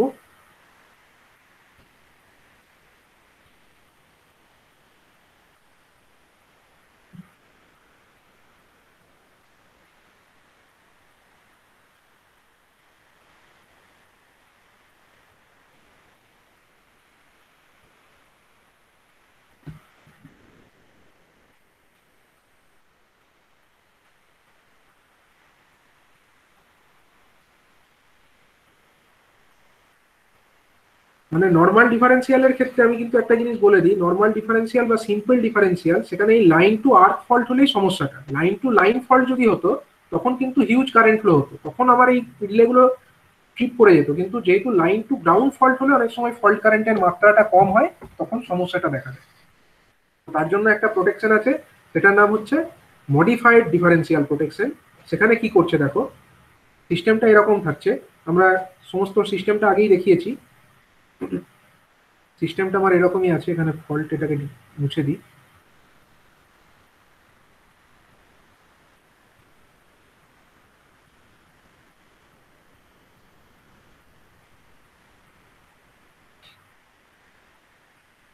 দেখো এই যে আমার রেড ফেজে আমার একটা কয়েল থাকবে, এটা একটা কয়েল আছে। ইয়েলো ফেজে কিন্তু আমাদের কোনো কয়েল আমরা ইউজ করব না। ইয়েলো ফেজে আমরা কেবলমাত্র মিডিল ফেজ যেটা আছে সেখানে আমরা একটা ব্যালেন্সিং রেজিস্টার ইউজ করবো। এখানে কিন্তু কোনো কয়েল দিলাম না, এখানে একটা ব্যালেন্সিং রেজিস্টার ইউজ করলাম। অন্যদিকে ব্লু ফেজ যেটা আছে সেখানে আবার একটা আমরা কয়েল দিলাম। এই যে কয়েল, এগুলো হচ্ছে আমাদের কি কয়েল জানো? এগুলো হচ্ছে আমাদের over current coil. Over current coil মানে যদি কোনো কারণে ওভার কারেন্ট হয় তখন এই কয়েলগুলো এনার্জাইজড হবে। অন্যদিকে এই তিনটে পয়েন্টকে গ্রাউন্ড মানে কমন করে একটা নিউট্রাল পয়েন্ট তৈরি হচ্ছে, সেখানে আমরা আরেকটা কয়েল ব্যবহার করব। সেই কয়েলটির নাম হচ্ছে কি কয়েল না, এটা হচ্ছে আমাদের একটা আর্থ ফল্ট কয়েল। এই সবুজ রঙের একটা আমি কয়েল দেখাচ্ছি, এটা হচ্ছে আমাদের আর্থ ফল্ট কয়েল। তাহলে এই যে লাল রঙের কয়েল আর এই নীল রঙের কয়েল, এই দুটো হচ্ছে আমাদের কি কয়েল জানো? এগুলো হচ্ছে আমাদের ওভার কারেন্ট কয়েল। অন্যদিকে এই যে আমার সবুজ রঙের কয়েলটা দেখিয়েছি, এটা হচ্ছে আমাদের আর্থ ফল্ট কয়েল। তো এই যে আর্থ ফল্ট কয়েল, এটাই হচ্ছে আমাদের রিটার্ন পাথের সঙ্গে যুক্ত থাকবে আলটিমেটলি। এটাই হচ্ছে আমাদের রিটার্ন পাথের সঙ্গে এরকম ভাবে যুক্ত থাকবে, এইরকম ভাবে এটা যুক্ত থাকবে। এবং এখান থেকে সব ওই কন্ট্যাক্টস গুলো থাকবে, সেই কন্ট্যাক্টস গুলো আলটিমেটলি আমাদের এই ট্রিপ কয়েলে চলে যাবে। সেটা আর এখানে দেখানো সম্ভব হচ্ছে না। তো এখানে কি সুবিধাটা হচ্ছে দেখো, এই যে ওভার কারেন্ট কয়েলগুলো আছে না, আমি সাপোজ এই কয়েলটার নাম দিয়ে দিচ্ছি এ, আর এই কয়েলের নাম দিয়ে দিচ্ছি আমি সি। মাঝের যেটা আছে সেটা হচ্ছে আমাদের ব্যালেন্সিং রেজিস্টার, আর এটা হচ্ছে আমাদের একটা আর্থ ফল্ট কয়েল। ঠিক আছে, আর্থ ফল্ট কয়েল বা আর্থ ফল্ট রিলে বলতে পারি আমরা। তো যখন এক্ষেত্রে কি হবে, যখন কোনো লাইন টু গ্রাউন্ড ফল্ট হবে, যখন কোনো লাইন টু গ্রাউন্ড ফল্ট হচ্ছে, মানে এরকম কোনো একটা ফল্ট ইন্টারনাল রিজিয়নের মধ্যে ধরো হচ্ছে, তো সেক্ষেত্রে কারেন্টের ডাইরেকশনটা কেমন হবে বলো? কারেন্টের ডাইরেকশনটা এদিক থেকে কারেন্ট আসবে, এই গ্রাউন্ড পাথ হয়ে এই নিউট্রাল হয়ে ব্যাক করে যাবে। এটা হলো গ্রাউন্ড, এটা হলো রাস্তাটা। তো যখন এরকম ফল্ট হচ্ছে তখন মনে করো এটা কাছাকাছি জায়গাতেই হয়েছে, আমি ফল্টটাকে ভুল জায়গায় দেখালাম। এরকম ফল্ট তো আগেও ডিটেক্ট করতে পারছিল, কিন্তু সমস্যাটা হচ্ছে আমরা যদি কাছাকাছি জায়গায় একটা ফল্ট দেখায়, এরকম জায়গায় ধরো একটা ফল্ট হয়েছে শুরুর দিকে, শুরুর দিকে যদি একটা ফল্ট এরকম হয়, তখন কারেন্টের রাস্তাটা কিরকম হচ্ছে? কারেন্ট আমার এদিক দিয়ে আসছে, এইখান দিয়ে এসে নিউট্রাল হয়ে ব্যাক করে যাচ্ছে। তখন কি হবে? তখন আমার রেড ফেজের মধ্যে একটা কারেন্ট, বেশি কারেন্ট ফ্লো হলো। রেড ফেজের মধ্যে এখানে কারেন্টটা ফ্লো হলো, সেই কারেন্টটা আমার কোন দিক দিয়ে আসবে বলো? এই কয়েলের মধ্যে দিয়ে আসবে। এই কয়েলের মধ্যে এক্সট্রা কারেন্ট আসবে, কারণ এদিকে তো কোনো কারেন্ট নেই। কারেন্টটা এক্সট্রা কারেন্ট এই কয়েলের মধ্যে দিয়ে এলো, কিন্তু এটা কি কয়েল? এটা হচ্ছে আমার একটা ওভার কারেন্ট কয়েল। এ এবং বি এটা দুজনেই হচ্ছে ওভার কারেন্ট কয়েল। এগুলোর হচ্ছে সেটিং বেশি রাখা হয়। ওভার কারেন্ট রিলে তোমরা নিশ্চয়ই পড়েছো। ওভার কারেন্ট রিলের ক্ষেত্রে সেটিংটা জেনারেলি বেশি রাখা হয়, এটা 100%-এর কাছাকাছি থাকে। ঠিক আছে। আর অন্যদিকে আর্থ ফল্ট রিলে যেটা হয়, তার সেটিংটা অনেক কম রাখা হয়, জেনারেলি এটার সেটিং থাকে 20%-এর কাছাকাছি। ঠিক আছে, মানে এটা কম কারেন্টেই অপারেট করবে, এগুলো অনেক বেশি কারেন্টে অপারেট করবে। এবার ব্যাপারটা হয়েছে কি, এখানে একটা কাছাকাছি জায়গায় আর্থ ফল্ট হয়েছে। আর্থ ফল্ট হলে যদি নিউট্রালের কাছাকাছি হয়, তখন ফল্ট কারেন্টের মাত্রাটা কম থাকে। মাত্রা কম থাকছে, কিন্তু ফল্ট কারেন্ট তো ফ্লো করছে। এখানে একটা ফল্ট কারেন্ট সেকেন্ডারিতে এলো, সেই সেকেন্ডারি কারেন্টটা এখানে এলো, এখান থেকে এসে ফেরত যাওয়ার রাস্তা কোনটা? এদিক দিয়ে আসবে। এদিক দিয়ে এসে যাবে কোন দিক থেকে? যাবে আমার এই আর্থ ফল্ট রিলের মধ্যে দিয়ে, দিয়ে এদিক দিয়ে গিয়ে ব্যাক করে যাবে। এবার ব্যাপার হচ্ছে এই ওভার কারেন্ট রিলেগুলো, এতে কিন্তু যদি সামান্য পরিমাণ ফল্ট কারেন্ট হয়, তখন কিন্তু ওভার কারেন্ট রিলেটা অপারেট করবে না। ওভার কারেন্ট রিলে অর্থাৎ এটা অপারেট করবে না। কিন্তু এই যে আর্থ ফল্ট রিলেটা আছে না, আর্থ ফল্ট রিলে কিন্তু অপারেট করে যাবে। আর্থ ফল্ট রিলে কিন্তু আবার অপারেট করে যাবে। মানে ওভার কারেন্ট রিলে অপারেট না করলেও আর্থ ফল্ট রিলে অপারেট করবে। আর যে কোনো একটা রিলে অপারেট করলেই আলটিমেটলি আমার এই যে ট্রিপিং সার্কিট যেটা আছে সার্কিট ব্রেকারের, সেখানে সিগন্যাল চলে যাবে এবং সার্কিট ব্রেকার ট্রিপ হয়ে যাবে। তো এটা আমার একটা রেড ফেজে হলেও হবে। অনুরূপভাবে যদি আমার ইয়েলো ফেজেও একটা ফল্ট কারেন্ট হয়, ইয়েলো ফেজেও যদি একটা ফল্ট হয়, দেখো ইয়েলো ফেজে কিন্তু আমরা কোনো ওভার কারেন্ট কয়েলকে রাখিনি, কিন্তু তা সত্ত্বেও ফল্ট হলে সেটা তো আলটিমেটলি রিটার্ন করতে হবে দিক দিয়ে, আর্থ ফল্ট কয়েলের মধ্যে দিয়ে, এবং তখন আমার সার্কিট ব্রেকার ট্রিপ করবে। অন্যদিকে যদি ব্লু ফেজে একটা আর্থ ফল্ট হয়, তখন আমার এই ব্লু ফেজের ওভার কারেন্ট কয়েল ভায়া হয়ে আর্থ ফল্ট কয়েল হয়ে এদিক দিয়ে আসবে। মানে যে কোনো ফেজেই ফল্ট হোক না কেন, আমাদের আলটিমেটলি কারেন্টটা ব্যাক করবে কোথা থেকে? আর্থ ফল্ট যদি থাকে, সেটা আর্থ ফল্ট রিলে কয়েলের মধ্যে দিয়েই ব্যাক করতে হবে। এবং আর্থ ফল্ট রিলে কয়েলের মধ্যে দিয়ে যদি ব্যাক করে, যেহেতু এর সেটিংটা কম, তাই কম পরিমাণ কারেন্ট ফ্লো হলেও কিন্তু এটা ট্রিপ সিগন্যালকে পাঠিয়ে দেবে। ঠিক আছে, তার মানে ওভার কারেন্টের ক্ষেত্রে আমরা বলতে পারি আর্থ ফল্ট ওখানে যদি শুধু একটা এরকম মানে ওয়্যার দিয়ে কানেক্ট করা হতো তাহলে হতো না কাজ? না, ওয়্যার দিয়ে কানেক্ট করলে কি করে হবে? দেখো কম, এখানে যদি নিউট্রাল পয়েন্টের কাছাকাছি জায়গায় ফল্ট হয়, তখন কি ফল্ট কারেন্টের মাত্রাটা কম হবে, আমি বলেছি। ফল্ট কারেন্টের মাত্রা কম হলে এই কয়েলটা, এগুলো হচ্ছে ওভার কারেন্ট কয়েল, এগুলো হচ্ছে অনেক বেশি রেটিং এর জন্য, অনেক বেশি মাত্রায় কারেন্ট ফ্লো হলে তবে এটা এনার্জাইজড হয়। তাহলে এর মধ্যে দিয়ে কম মাত্রায় কারেন্ট গেলে তো এটা এনার্জাইজড হবে না, হবে না তো। তাহলে এখানে কারেন্ট যাবে কিন্তু এই এনার্জাইজড হবে না। এনার্জাইজ না হলে আমার লাভটা কি? আমার তো ট্রিপ তো করবে না, সার্কিট ব্রেকার তো ট্রিপ করবে না। দিয়ে যদি আমি এখানে ধরো নর্মাল তার দিয়ে জুড়ে রাখতাম, এটাকে নর্মাল একটা তার দিয়ে জুড়ে রাখতাম, তাহলে এখানে নর্মাল তারের মধ্যে দিয়ে চলে যেত, তাহলে তো কোনো কয়েলই এনার্জাইজড হলো না। ফল্ট হলো অথচ কোনো কয়েল এনার্জাইজড হলো না, তাহলে ট্রিপ সার্কিটে সিগন্যাল কে পৌঁছাবে? পৌঁছাতে পারবে না। তার জন্য এখানে আমাকে একটা আর্ক ফল্ট রিলে এখানে ব্যবহার করতেই হবে। অনুরূপভাবে দেখো, যদি একটা লাইন টু লাইন ফল্ট হয়ে যায় তখন কি হবে? লাইন টু লাইন ফল্ট যদি হয়ে যায় তখন আমার কি হবে?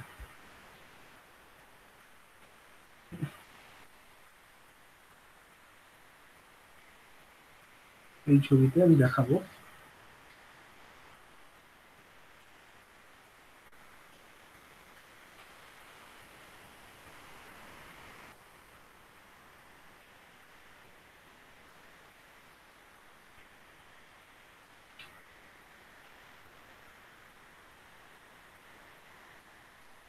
স্যার একটা কোশ্চেন আছে স্যার।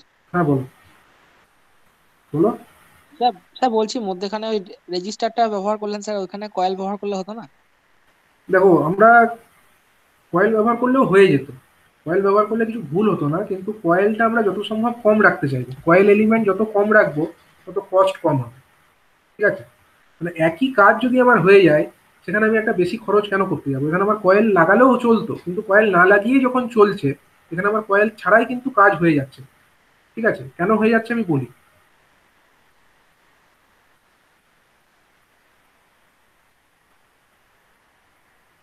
দেখো, এখানে আমি একটা রেজিস্টার ইউজ করেছি। কি ইউজ করেছি? Balancing register. এটা হচ্ছে একটা বিআর অথবা ব্যালেন্সিং রেজিস্টার। আর এটা হচ্ছে আমাদের এখানে একটা কয়েল। মানে দুদিকের বাইরের দুটো ফেজে আমরা কয়েল ব্যবহার করছি, মাঝেরটায় আমরা রেজিস্টার ব্যবহার করছি। স্যার মাঝখানটাতে ওই নিউট্রাল পয়েন্ট আছে বলে ওই একটা কয়েল দিয়ে কাজ চলে যাচ্ছে বলে ওই জন্য কি? বলছি, দাঁড়াও, আমি সবগুলো কন্ডিশনটাকে তোমাকে বলি, কেন থাকলে না থাকলেই বা কেন হয়ে যাচ্ছে। দেখো, আমার বেসিক্যালি এগুলো আছে কিসের জন্য? এই কয়েলগুলো কিসের জন্য? এগুলো হচ্ছে কখন অপারেট করার কথা? আর্থ ফল্ট হলে কি এই কয়েলগুলো অপারেট করবে? এগুলো তো আর্থ ফল্ট কয়েল নয়। এগুলো কি কয়েল? এগুলো হচ্ছে over current. Over current coil. তো এই ওভার কারেন্ট ঘটনাটা ঘটে কখন? যখন আমার লাইন টু লাইন ফল্ট হয় তখনই তো ওভার কারেন্টের ঘটনাটা ঘটে। তাছাড়া কি ওভার কারেন্ট ঘটবে? তাছাড়া তো ওভার কারেন্ট ঘটবে না। ওভার কারেন্ট কয়েলটা আমরা রাখছি যদি লাইন টু লাইন ফল্ট হয় তার জন্য। কারণ লাইন টু আর্থ ফল্ট হলে তো এই কয়েলগুলো এনার্জাইজডই হচ্ছে না। মানে হয়তো কোনো সময় হতেও পারে, কিন্তু সব সময় হবে না। যদি কাছের দিকে ফল্ট হয়, হবে না। তো ব্যাপার হচ্ছে, আমার লাইন টু আর্থ ফল্ট তাকে ডিটেক্ট করার জন্য অলরেডি আমরা এখানে একটা আর্থ ফল্ট রিলেকে তো রাখছি। আর্থ ফল্ট রিলে কয়েলকে তো আমরা এখানে রাখছি। মানে যদি ইয়েলো ফেজে মনে করো একটা লাইন টু আর্থ ফল্ট হয়েই গেল, তো আর্থ ফল্ট যদি হয়েই যায়, তো তার জন্য কি হবে? আমার এখানে কয়েল না থাকলেও আলটিমেটলি কারেন্ট তো এদিক দিয়ে আসবে। কারেন্ট তো এদিক দিয়ে আসতে হবে, সিটির সেকেন্ডারিতে তো কারেন্ট ইনডিউসড হবে, সেই কারেন্টকে তো এদিক দিয়ে আসতে হবে। দিয়ে ব্যাক করবে কোথা দিয়ে? ব্যাক করতে গেলে আমাকে আর্থ ফল্ট কয়েলের মধ্যে দিয়ে ফেরত যেতে হবে। তার মানে আলটিমেটলি আমার আর্থ ফল্ট কয়েলের মধ্যে কিন্তু কারেন্ট চলেই যাবে যদি আমার ইয়েলো ফেজে আর্থ ফল্ট হয়। তাহলে তাহলে আমার এখানে কয়েল রাখি আর আমি এখানে রেজিস্টার রাখি, কোনো অসুবিধা নেই। ঠিক আছে, তো আমি বেশি খরচ করবো না, এই কারণে আমি এখানে রেজিস্টার ইউজ করবো। এবার মনে করো, ইয়েলো ফেজটাতে যদি স্যার ওভার কারেন্ট হয়ে যায়? হ্যাঁ, এবার দেখো ইয়েলো ফেজ ওভার কারেন্ট হবে কি করে? দুটো ফেজকে ওভার কারেন্ট হতে গেলে তার জন্য আমাকে লাইন টু লাইন ফল্ট হতে হবে। তো সেটা তো সিঙ্গেল একটা ফেজের মধ্যে পসিবল নয়। আইদার আমার রেড টু ইয়েলো হবে। মনে করো রেড টু ইয়েলো ফেজের মধ্যে একটা ওভার কারেন্ট হলো, সেখানে আমার ইয়েলো ফেজ ইনভলভ আছে। তখন আমার কারেন্টটা কোন দিকে ফ্লো হবে? তখন আমার কারেন্টটা এই দিক দিয়ে সার্কুলেট করে ব্যাক করবে। করবে তো? তার মানে আমার এই সিটির মধ্যে একটা হিউজ কারেন্ট ফ্লো হবে, মানে এখানে একটা হিউজ কারেন্ট আসবে। অন্যদিকে ইয়েলো ফেজের যে সিটি, তার মানে এখানেও একটা হিউজ কারেন্ট তৈরি হবে।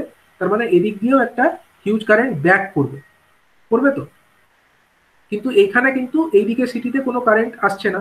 তাহলে কারেন্টগুলো আসছে কোন দিক দিয়ে? রেড ফেজের জন্য যে কারেন্টটা, সেটাকে আমাকে আসতে হবে এই রাস্তা দিয়ে। আমাকে রাস্তা হবে এই রাস্তা দিয়ে। এই রাস্তা দিয়ে এসে কি করবে? যেহেতু এটা লাইন টু লাইন ফল্ট, এখানে কিন্তু আমার আর্থ ফল্ট রিলে ইনভলভ হবে না। লাইন টু লাইন ফল্ট যদি হয়, তোমরা পজিটিভ সিকোয়েন্স, নেগেটিভ সিকোয়েন্স আর জিরো সিকোয়েন্স 3 ধরনের কারেন্ট হয়। তো আমরা জানি লাইন টু লাইন ফল্টের জন্য কোনো জিরো সিকোয়েন্স কম্পোনেন্ট কিন্তু থাকে না। সেখানে আমার খালি পজিটিভ আর নেগেটিভ সিকোয়েন্স। তার মানে কারেন্টটা এই দিক দিয়ে আসবে দিয়ে এসে আমার ব্যাক করবে এই দিক দিয়ে, ঠিক আছে? এই দিক দিয়ে ব্যাক করবে মানে এই দিক দিয়ে এলো, এই ইয়েলো ফেজের কয়েল রেজিস্টারের মধ্যে দিয়ে গিয়ে এদিক দিয়ে এসে ইয়েলো ফেজে ব্যাক করে গেল। মানে তখন আমার আর্থ ফলটা ইনভলভই হবে না। লাইন টু লাইন যদি কোনো ফল্ট হয় রেড এবং ইয়েলো ফেজের মধ্যে, কারেন্টটা আমার আর্থ ফল্ট কয়েলকে ইনভলভই করবে না। যা কারেন্ট হবে এই ওভার কারেন্ট কয়েল এ ফেজের মধ্যে, মানে এ ওভার কারেন্ট কয়েল আর এই ব্যালেন্সিং রেজিস্টার এর মধ্যে দিয়ে গিয়ে এখান দিয়ে গিয়ে এখানে ব্যাক করে গেল। তার মানে শুরু হলো কোথা থেকে? শুরু হলো আমার এখান থেকে, আমি রাস্তাটা দেখিয়ে দিই। এখান থেকে শুরু হলো, এদিক দিয়ে এলো, এদিক দিয়ে এসে এদিক দিয়ে এসে এই দিক দিয়ে এসে এই হলুদ রঙের তার হয়ে ব্যাক করে গেল, ঠিক আছে? তাহলে আমার দেখো আর্থ ফলটা এখানে ইনভলভই হলো না, কিন্তু ওভার কারেন্ট কয়েলের মধ্যে দিয়ে তো কারেন্ট ফ্লো হয়েছে। এবং এটা কি ধরনের ফল্ট? এটা হচ্ছে লাইন টু লাইন ফল্ট, মানে হিউজ কারেন্ট ফ্লো হলে ওভার কারেন্ট কয়েল এনার্জাইজড হবে। এবার ওভার কারেন্ট কয়েল এনার্জাইজড হলে এটা ট্রিপ কয়েলকে সিগন্যাল পাঠিয়ে দেবে, তখন ট্রিপিং হবে। তাহলে দেখো আমার ইয়েলো ফেজ ইনভলভড আছে, কিন্তু আমার ইয়েলো ফেজে ওভার কারেন্ট কয়েল যদি আমি নাও রাখি আমার কাজ তো মিটে যাচ্ছে, কারণ আমার এই এ ওভার কারেন্ট কয়েল এটা তো এনার্জাইজড হচ্ছে, যে কোনো একটা ওভার কারেন্ট কয়েল এনার্জাইজড হলেই যখন আমার কাজ মিটে যাচ্ছে, আমি আর এখানে রাখবো কেন? হ্যাঁ হুম? স্যার, বুঝতে পেরেছি। মানে ওই হ্যাঁ, দুটো লাইন টু লাইন ফল্ট, মানে একটা ফেজের সঙ্গে আর একটা ফেজের মধ্যে যদি ডিফারেন্স থাকে তখনই হচ্ছে, তাহলে আমার একটা রাখলেই হবে। ঠিক আছে, বুঝতে পেরেছি। রাখলেই হবে। এবার মনে করো যদি আমার ইয়েলো টু ব্লু হয়, ইয়েলো টু ব্লু ফেজের মধ্যে যদি ফল্ট হয়ে যায়, তখন আমার কি হবে? তখন আমার ইয়েলো ফেজের মধ্যে আর ব্লু ফেজের মধ্যে একটা সার্কুলেটিং এরকম কারেন্ট তৈরি হয়ে যাবে। ইয়েলো আর ব্লু ফেজের মধ্যে একটা সার্কুলেটিং কারেন্ট, মানে এখানে একটা হিউজ কারেন্ট তৈরি হবে, এখানে একটা হিউজ কারেন্ট তৈরি হবে। তখন আমার কারেন্টটা যাবে কোন দিক দিয়ে বলো? তখন হচ্ছে আমার ইয়েলো ফেজের মধ্যে এদিক দিয়ে একটা হিউজ কারেন্ট আসবে, এদিক দিয়ে একটা হিউজ কারেন্ট আসবে, দিয়ে এদিক দিয়ে আসবে ব্যালেন্সিং রেজিস্টারের মধ্যে দিয়ে গিয়ে আবার এদিক দিয়ে ব্যাক করে যাবে, এদিক দিয়ে ব্যাক করে আবার এই রাস্তা দিয়ে হলুদ রঙের এই নীল রঙের তারটা দিয়ে এখানে ব্যাক করে যাবে। তখনও আমার দেখো, যদি আমার ইয়েলো আর ব্লু ফেজের মধ্যে লাইন টু লাইন ফল্ট হয়, তখনও আমার এই বি কয়েলটা এনার্জাইজড হবে এবং তখন আমার ট্রিপ করবে। অন্যদিকে যদি আমার ধরো রেড ফেজ আর তার সঙ্গে ব্লু ফেজ এই দুটোর মধ্যে শর্ট হলো, ইয়েলো ফেজটার মধ্যে হলো না, তখন কি হবে?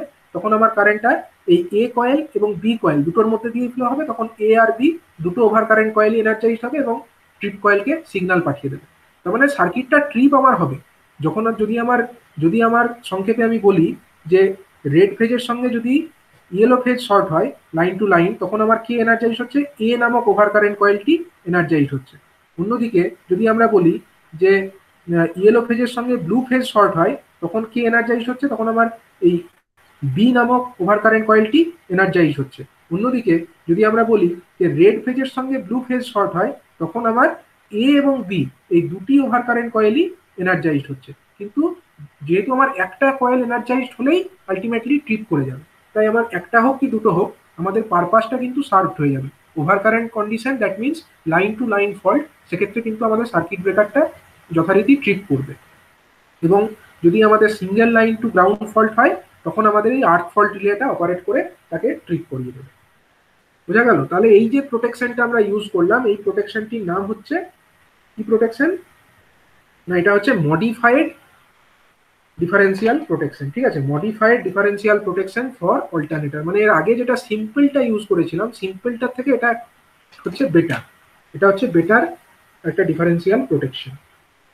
স্যার ব্যালেন্স স্যার মানে রেজিস্টার আগে কি? যেটা স্যার, হ্যাঁ, স্যার ব্যালেন্স রেজিস্টার যেটা ইউজ করলেন ওটা আর ফেজে বা ব্লু ফেজে ইউজ করা যেতে পারে তো? হ্যাঁ করা যেতে পারে, একই ব্যাপার হবে, কিন্তু জেনারেলি এটাকে ইয়েলো মানে মিডিল ফেজটাতেই রাখা হয়। ঠিক আছে।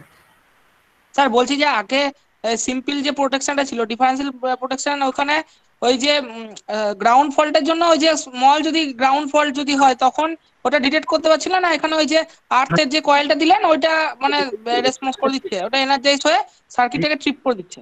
হ্যাঁ, এটা ঠিক করিয়ে দিচ্ছে, এটাই হচ্ছে সুবিধাটা এখানে। ঠিক আছে। তো এবারে আমরা যেটাতে আসবো সেটা হচ্ছে আমাদের আলটিমেটলি যেটা সিলেবাসে আমাদের একটাই দেখিয়েছে, কিন্তু এগুলো না জানলে ওগুলো ঠিক ক্লিয়ার হতো না, তো যে কারণে আমরা ওগুলো ডিসকাস করলাম। তো তোমাদের যেটা আছে সেটা হচ্ছে মার্জ প্রাইস বেসড প্রোটেকশন, অথবা এটার নাম হচ্ছে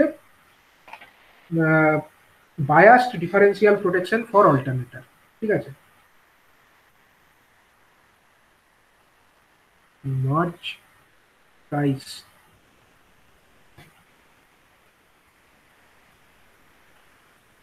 or biased differential protection।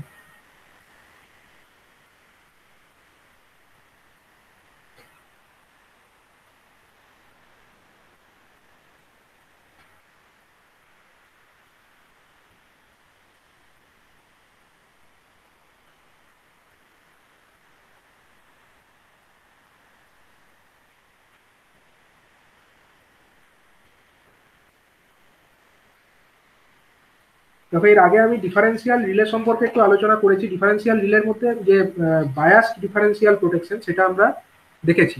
Bias ডিফারেন্সিয়ালে কি থাকে, এক্সট্রা এলিমেন্ট হিসাবে কি থাকে বলো, যেটা আমার নর্মাল ডিফারেন্সিয়াল রিলের মধ্যে থাকে না, বায়াসটের মধ্যে কি এক্সট্রা থাকে?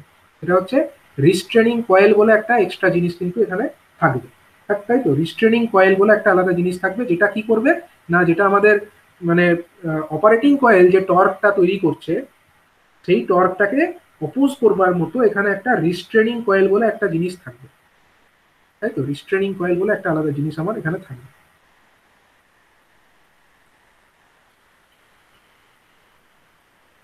তো আমি এই সার্কিটটা একটু কপি করি।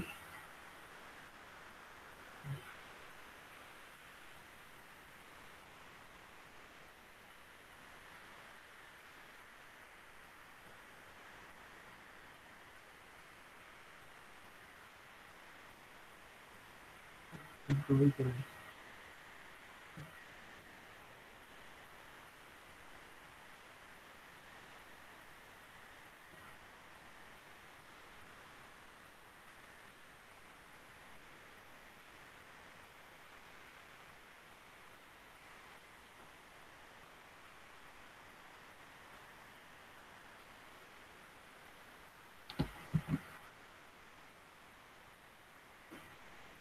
আচ্ছা, দাঁড়াও।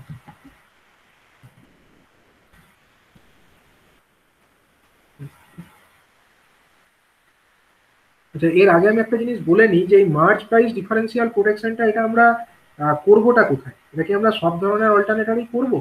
না, এটা হচ্ছে আমরা ব্যবহার করি মূলত কিসের জন্য না, স্টেটার মানে অল্টারনেটরের যে স্টেটার ওয়াইন্ডিং, সেই স্টেটার ওয়াইন্ডিং এর মধ্যে কি ফল্ট ডিটেক্ট করার জন্য করি না, স্টেটারের মধ্যে আমরা লাইন মানে ফেজ টু ফেজ এই ফল্ট ডিটেক্ট করার জন্য করতে পারি, অথবা ফেজ টু আর্থ, ঠিক আছে, ফেজ টু আর্থ এটাকে ডিটেক্ট করার জন্য আমরা করতে পারি।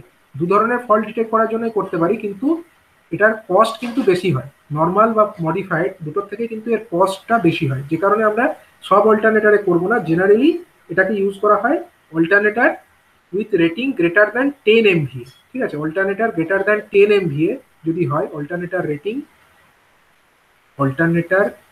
rating, if it is greater than 10 MVA, generally then only the merge price based or differential protection, bias differential protection is used.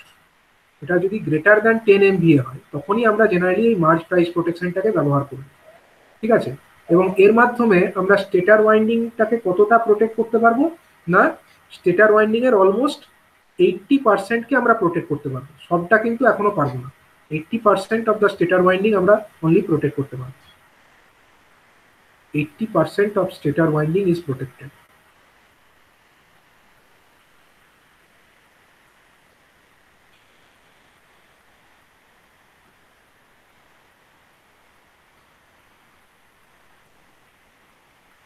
%80 of the stator winding is protected against fault.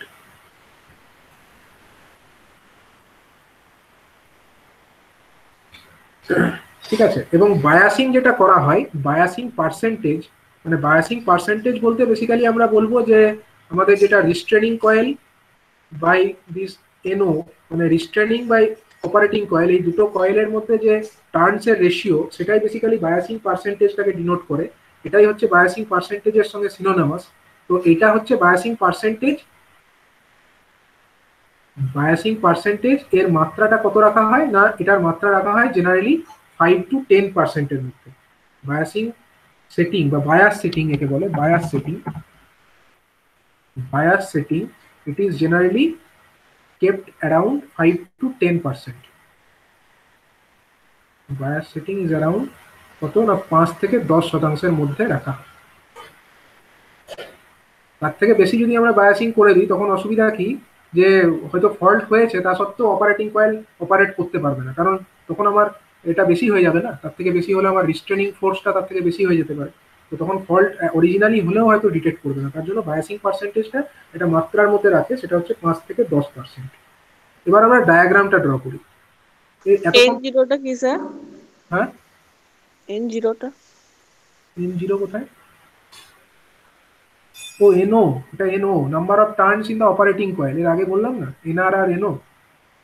যখন bias differential এটা বলছিলাম তখন দেখো এরকম দুটো বলেছিলাম, এখানে হচ্ছে নাম্বার অফ টার্নস হচ্ছে number of turns in the restraining coil, এটা হচ্ছে এনআর, আর অপারেটিং কয়েলে যেটা নাম্বার অফ টার্নস সেটা হচ্ছে এনও, অপারেটিং কয়েল তার জন্য এনও বলছি ওটা, ঠিক আছে, ওই জিনিসটা। অ্যাকচুয়ালি কোন প্রোটেকশনটা করা হয়? এই তো 10 MB এর থেকে বেশি হলে এটাই করতে হবে। জেনারেলি তোমরা অল্টারনেটার যা দেখবে বেশিরভাগ তো এরকমই থাকে। পাওয়ার প্ল্যান্টে যে অল্টারনেটার থাকে তো অনেক বেশি রেটিং এর হয়, 200-250 রেটিং এর এমবিএ রেটিং এর হয়, তো অবশ্যই এটাই করতে হবে বেশি, মার্জ প্রাইস বেস প্রোটেকশনটা, ঠিক আছে। তো দেখো এখানে আমাদের কি ব্যবহার করতে হবে, আমাদের এটা হচ্ছে রেড ফেজ। রেড ফেজের জন্য আমরা ডাইরেক্টলি কানেক্ট করবো না, হ্যাঁ, রেড ফেজের যে গোয়িং পাথ মানে যেটা দিয়ে যাচ্ছে আমরা রিটার্ন পাথেও লাগাতে পারতাম অথবা যাওয়ার পথেও লাগাতে পারি। রিস্টেনিং কয়েলটা যে এমন কোনো কথা নেই, আমি এখানে ডায়াগ্রামে দেখিয়েছি, এখানে রিস্টেনিং কয়েলটায় কোথায় দেখিয়েছিলাম, ইকুইভ্যালেন্ট সার্কিটটাতে আমরা দেখিয়েছিলাম নিচের দিকে দেখিয়েছিলাম, মানে রিটার্ন পাথে দেখিয়েছিলাম। তো রিটার্ন পাথে না দেখিয়ে আমরা এটাকে এখানেও দেখাতে পারতাম, কোনো অসুবিধা তাতে হতো না। মানে আমরা যেখানেই দেখাই বেসিক্যালি ব্যাপারটা একই, আইদার আমরা যে পথে কারেন্টটা যাচ্ছে সেই পথে দেখাতে পারি অথবা যে পথে এটা আসছে সেটাকেও দেখাতে পারি। তো ধরো আমরা এখানে যে পথে যাচ্ছে সেখানেই দেখিয়ে দিলাম রিস্ট্রেনিং কয়েলটাকে, মানে এখানে আমরা একটা রিস্ট্রেনিং কয়েল ব্যবহার করব। এই কয়েলটা হচ্ছে আমাদের রিস্ট্রেনিং একটা টর্ক প্রডিউস করবে, ঠিক আছে। এটা হলো আমার একটা রেড ফেজের জন্য রিস্ট্রেনিং কয়েল, সেটা রেড ফেজের সঙ্গে কানেক্টেড হয়ে গেল। অনুরূপভাবে ইয়েলো ফেজের জন্য একটা আমার রিস্ট্রেনিং কয়েল থাকবে, মনে করো এরকম, এটা আমার ইয়েলো ফেজের সঙ্গে কানেক্টেড হয়ে গেল। আচ্ছা, ব্লু ফেজের জন্য সেখানেও রিস্ট্রেনিং থাকবে,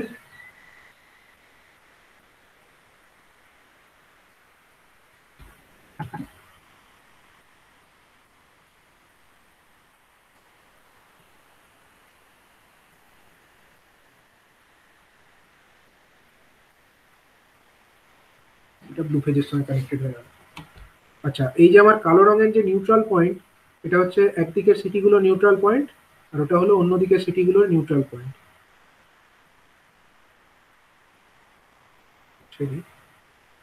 তাহলে এদিক দিয়ে কারেন্টটা আমার ব্যাক করবে, এদিক দিয়ে কারেন্টটা ব্যাক করার রাস্তা, ঠিক আছে। আচ্ছা, ও সরি, আমার একটা জিনিস দেখানো হয়নি, এটা কিন্তু গ্রাউন্ড করতে হবে, এটা তো গ্রাউন্ড করতে হবে। আমি মনে হয় আগের ছবিগুলোতে এগুলো গ্রাউন্ডটা দেখাইনি, তো বেসিক্যালি এগুলো কিন্তু গ্রাউন্ডেড হবে, এটা গ্রাউন্ড করতে হবে, এটাও গ্রাউন্ডেড হবে। আগের ছবিগুলোতে আমি এই গ্রাউন্ডটা দেখাতে মিস করে গেছিলাম, এগুলো গ্রাউন্ড দেখাতে হবে।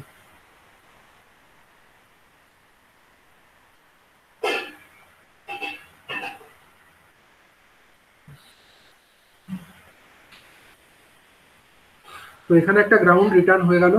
আচ্ছা, এবার হচ্ছে আমরা অপারেটিং কয়েলগুলোকে লাগাবো কোথায়, কোথায় লাগাই বলো অপারেটিং কয়েলটাকে? Operating coil is always connected to the middle point of this restraining coil. Restraining কয়েলের মিডিল পয়েন্টে আমাকে লাগাতে হবে। তাহলে এখানে আমরা রেড ফেজের অপারেটিং কয়েলটা একদম এই রেড ফেজের রিস্ট্রেনিং কয়েলের মাঝা মিডিল পয়েন্টে কানেক্ট করলাম, এটা হলো আমার একটা কয়েল, এই কয়েলটা হলো রেড ফেজের অপারেটিং কয়েল।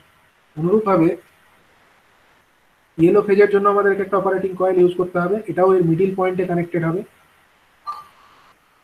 এটা হলো আমার একটা ইয়েলো ফেজের অপারেটিং কয়েল। আচ্ছা, ব্লু ফেজের জন্য কি করব? ব্লু ফেজের জন্য আমরা এখানে একটা অপারেটিং কয়েল ইউজ করব। তো এরকম হলো অপারেটিং কয়েলটা। আচ্ছা, এবার হচ্ছে আমাদেরকে কি করতে হবে, দেখাতে হবে যে এই কয়েলের জন্য কিছু কন্ট্যাক্টস থাকে, সেটা তো বুঝতেই পারছো, এখানে একটা কন্ট্যাক্ট থাকবে দুটো, এখানে আমাদের একটা কন্ট্যাক্ট, যেটা হচ্ছে এই কয়েলটা এনার্জাইজড হলে এই কন্ট্যাক্টগুলো ক্লোজ হবে। ইয়েলো ফেজের জন্য থাকবে এখানে একটা কন্ট্যাক্ট, অনুরূপভাবে ব্লু ফেজের জন্যও থাকবে এখানে একটা কন্ট্যাক্ট, এবং এই কন্ট্যাক্টগুলো কিসে কানেক্টেড হবে? এটা হচ্ছে প্যারালালে কানেক্টেড হবে। সাপোজ হচ্ছে আমরা এই কন্ট্যাক্ট, এই পয়েন্ট আর এই পয়েন্ট এদেরকে নিয়ে একটা পাথ পেলাম, একটা রাস্তা, আর এইগুলোকে নিয়ে আরেকটা, ঠিক আছে। এইটা কোথায় চলে যাবে বলো? এই পয়েন্টগুলো চলে যাবে আমার সার্কিট ব্রেকারের ট্রিপ কয়েল। এই জিনিসটা চলে যাবে আমাদের কোথায় না, সার্কিট ব্রেকারের যে ট্রিপ কয়েলটি আছে এখানেই চলে যাবে, ঠিক আছে। তাহলে এটা আমাদের এখানে সার্কিট ব্রেকারের ট্রিপ কয়েলে গিয়ে চলে গেল। এখানে আমরা একটা ট্রিপ কয়েলকে দেখাই, সাপোজ এরকম আছে, আর কি হবে, এখানে সার্কিট ব্রেকারের ট্রিপ কয়েলে একটা ব্যাটারি কানেক্টেড থাকে, এই ব্যাটারিটা রিটার্ন কার সঙ্গে যুক্ত হবে, এইটার সঙ্গে। তাহলে এই রাস্তাটা কমপ্লিট তখনই হবে যখন এই কন্ট্যাক্ট, কোনো একটা কন্ট্যাক্ট যদি ক্লোজ হয় বা একের বেশি কন্ট্যাক্ট ক্লোজ হলেও এটা হবে। তাহলে আগের যে আমরা নর্মাল ডিফারেন্সিয়াল প্রোটেকশন দেখেছিলাম তার সঙ্গে এর পার্থক্য বলতে কোনটুকু অংশে দেখতে পাচ্ছ? পার্থক্য খালি আমার এখানে এই রিস্ট্রেনিং কয়েলগুলোকে আমরা এক্সট্রা, মডিফাই যেটা করা হলো, মানে মডিফাইড যেটা হলো, হ্যাঁ সেটা তো মানে ডিসঅ্যাডভান্টেজ কি ছিল যেটাকে আবার করতে হলো? ঠিকই তো ছিল সবকিছু। মডিফাইডটাতেও ডিসঅ্যাডভান্টেজ ছিল, কারণ এখানেও ধরো মডিফাইডে তো আমার ইয়েটা নেই না, ওই যেটা আমাদের আহ, কি নাম, রিস্ট্রেনিং কয়েল, ওটা তো নেই। রিস্ট্রেনিং কয়েল না থাকলে ডিসঅ্যাডভান্টেজ আছে, কারণ হচ্ছে কোনো কারণে ক্যারেক্টারিস্টিক্সের ডিফারেন্স হয়ে গেল বা কোনো কারণে সিটি একটা স্যাচুরেট করে গেল, তখন তো কারেন্টের ডিফারেন্স তৈরি হয়ে যাবে, এবং কারেন্টের ডিফারেন্স হলে আর্থ ফল্ট কয়েলের মধ্যে কারেন্ট ফ্লো করবে, সার্কিট ব্রেকার ট্রিপ হয়ে যাবে, তাই না? যদি কারেন্টের তো মনে করো এখানে একটা, লাগিয়ে দিলেই হতো রিস্টেনিং কয়েলটা। হ্যাঁ রিস্টেনিং কয়েল লাগালে হতো, এবার রিস্টেনিং কয়েল লাগালেই তো নামটা চেঞ্জ হয়ে যাচ্ছে। বেসিক্যালি কি করছি, রিস্টেনিং কয়েল লাগালেই তো নামটা তখন আর মডিফাইড ডিফারেন্সিয়াল বলছে না, ওটাকে বলছে তখন এইটা নাম বলছে একটা মার্জ প্রাইস প্রোটেকশন অথবা বায়াসড ডিফারেন্সিয়াল প্রোটেকশন, খালি এই রিস্টেনিং কয়েলটাকেই অ্যাড করেছে, আর কিচ্ছু করেনি। তো দেখো এখানে আমাদের সুবিধাটা কি হচ্ছে এবার, মনে করো এই রিস্টেনিং কয়েল আমরা অ্যাড করলে ওই অ্যাডভান্টেজটা আমরা পাবো যেটা আমরা বায়াস ডিফারেন্সিয়াল রিলেতে পেয়ে থাকি। মেন অ্যাডভান্টেজ যেটা আমাদের, কি অ্যাডভান্টেজ না, কোনো কারণে সিটির ক্যারেক্টারিস্টিক্স এর ডিফারেন্স অথবা কোনো কারণে সিটি স্যাচুরেট হয়ে যাওয়ার জন্য কারেন্টের যে ডিফারেন্স, সেই কারণবশত আমার এই রিলেটা অকারণে আর ম্যাল অপারেট করবে না, কারণ আমরা এখানে অলরেডি একটা রিস্টেনিং এফেক্ট অ্যাড করছি বা রিস্টেনিং কয়েলকে আমরা এখানে অ্যাড করছি। তাহলে এখানেও যদি আমাকে এক্সপ্লেন করতে বলে, এক্সপ্লেন আমরা করতে পারবো তো।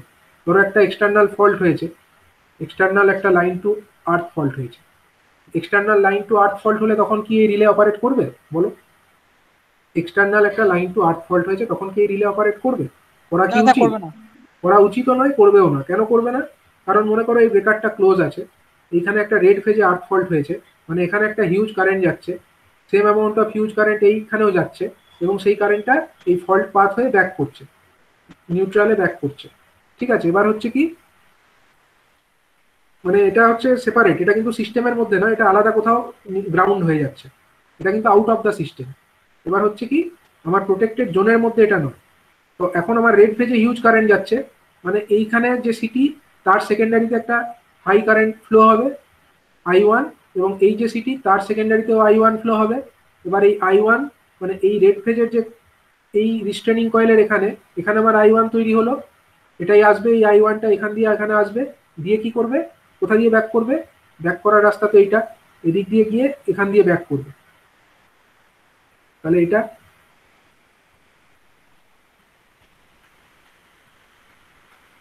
এখান দিয়ে ব্যাক করলো, ঠিক আছে। আবার হচ্ছে কি, এই যে I2 যেটা আছে আমার, এটা I2 নাম দিই সাপোজ, তাহলে I2টা আমার এদিক দিয়ে আসবে, এদিক দিয়ে এসে এখান দিয়ে উঠবে। তাহলে এখানে ডিফারেন্স কত হবে, এটার উপর থেকে নিচে আমার I1 আসছে, নিচ থেকে উপরে আমার I2 যাচ্ছে, নেট কারেন্টটা কত, I1 মাইনাস I2। তার মানে আলটিমেটলি কয়েলের মধ্যে কিন্তু কোনো কারেন্টই ফ্লো করবে না, আলটিমেটলি আমার কয়েলের মধ্যে কিন্তু কোনো কারেন্ট ফ্লো করবে না, যে কারেন্ট আমার এখানে ছিল সেই সেম কারেন্টই এখানে, মানে এখানে I1 থাকলো, এখান দিয়ে আমার I2 চলে গেল, বেসিক্যালি পাথটা এরকম হলো। এখানে সাপোজ I1 এলো, I2 এদিক দিয়ে গিয়ে এই I2টা এখান দিয়ে ব্যাক করে গেল, ঠিক আছে। তার মানে কিন্তু কয়েলের মধ্যে কোনো কারেন্ট ফ্লো করলো না এক্সটার্নাল লাইন টু আর্থ ফল্টের জন্য। এবার এক্সটার্নাল লাইন টু আর্থের জায়গায় যদি লাইন টু গ্রাউন্ড হতো, তখনও কি হতো, সেম জিনিসই হতো। লাইন টু গ্রাউন্ড ফল্ট মনে করো একটা এক্সটার্নালি হয়েছে, তখন আমার একটা সার্কুলেটিং কারেন্ট ফ্লো করতো। সার্কুলেটিং কারেন্টটা কেমন হতো না, এই দিক দিয়ে ধরো একটা, এই দিক থেকে একটা সার্কুলেটিং হিউজ কারেন্ট যেত, দিয়ে আবার এদিক দিয়ে ব্যাক করে যেত সেটা, মানে একটা ফেজ দিয়ে গেল, রেড ফেজ দিয়ে গেল, মনে করো ইয়েলো ফেজ দিয়ে ব্যাক করলো, তাহলে এই সিটিতে একটা হিউজ কারেন্ট যাবে, মানে এই জায়গাতে একটা হিউজ কারেন্ট, আবার এখানেও একটা হিউজ কারেন্ট এই দিকে যাবে। অন্যদিকে ইয়েলো ফেজে কারেন্টের ডাইরেকশনটা খালি পাল্টাবে, কারেন্টের অ্যামাউন্টটা সেম থাকবে, এদিক দিয়ে আর এদিক দিয়ে সেম কারেন্ট আসবে।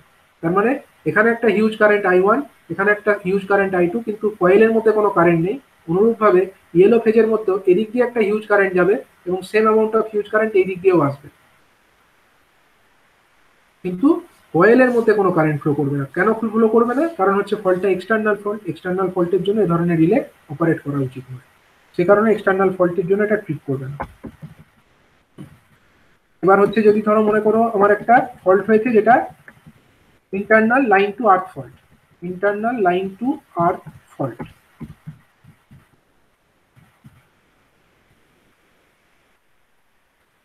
Internal line to earth fault, ঠিক আছে। মনে করো এখানে একটা ফল্ট তৈরি হয়েছে,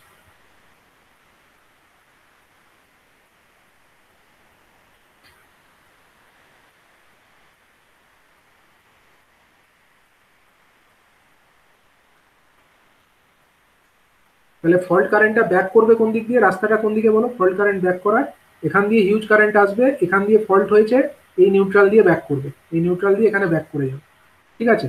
তাহলে ফল্ট কারেন্টটা এখানে একটা হিউজ কারেন্ট তৈরি হয়েছে আইএফ, তার মানে এইখানে এই সিটির প্রাইমারি দিয়ে হিউজ কারেন্ট যাচ্ছে, সাপোজ এটা হচ্ছে আইএফ, তাহলে এই সিটির সেকেন্ডারিতে একটা হিউজ কারেন্ট তৈরি হবে, সাপোজ সেটা হচ্ছে আই1, সেই আই1টা এদিক দিয়ে আসবে, এখানেও আসবে আই1 দিয়ে, কি হবে এই সিটির এই যে দিকটা, এই দিকে তো কোনো কারেন্ট নেই এখন, কারণ কি ফল্ট কারেন্ট তো টোটালটা এখান দিয়ে চলে গেছে, তাহলে এখানে আমার কত কারেন্ট আছে, এখানে জিরো কারেন্ট, তার মানে এখানেও জিরো কারেন্ট, তাহলে ওখানে যদি জিরো হয় এখান দিয়েও আমার 0 অ্যাম্পিয়ারই যাবে, তাহলে কারেন্টটা যাবে কোন দিক দিয়ে, আই1টা রাস্তা কোন দিক দিয়ে, আই1 এর রাস্তাটা কিন্তু এই দিক দিয়ে, মানে এই রেড ফেজের কয়েলের মধ্যে তখন কারেন্টটা ফ্লো করতে পারবে, রেড ফেজের কয়েলের মধ্যে হিউজ কারেন্ট ফ্লো করবে, তার মানে রেড ফেজের কয়েলটা তখন এনার্জাইজড হবে, এনার্জাইজড হয়ে এই কন্ট্যাক্টটাকে টানবে, কন্ট্যাক্ট টানলেই আমার রিলে যে ট্রিপ কয়েল আছে, ট্রিপ কয়েলে এনার্জাইজড হয়ে যাবে এবং সেটা সার্কিট ব্রেকারকে অফ করিয়ে দেবে, ঠিক আছে। তার মানে ইন্টারনাল ফল্টের জন্য এইভাবে কাজ করবে modified differential, sorry bias differential protection. আর যদি লাইন টু লাইন ফল্ট হয় কি হবে,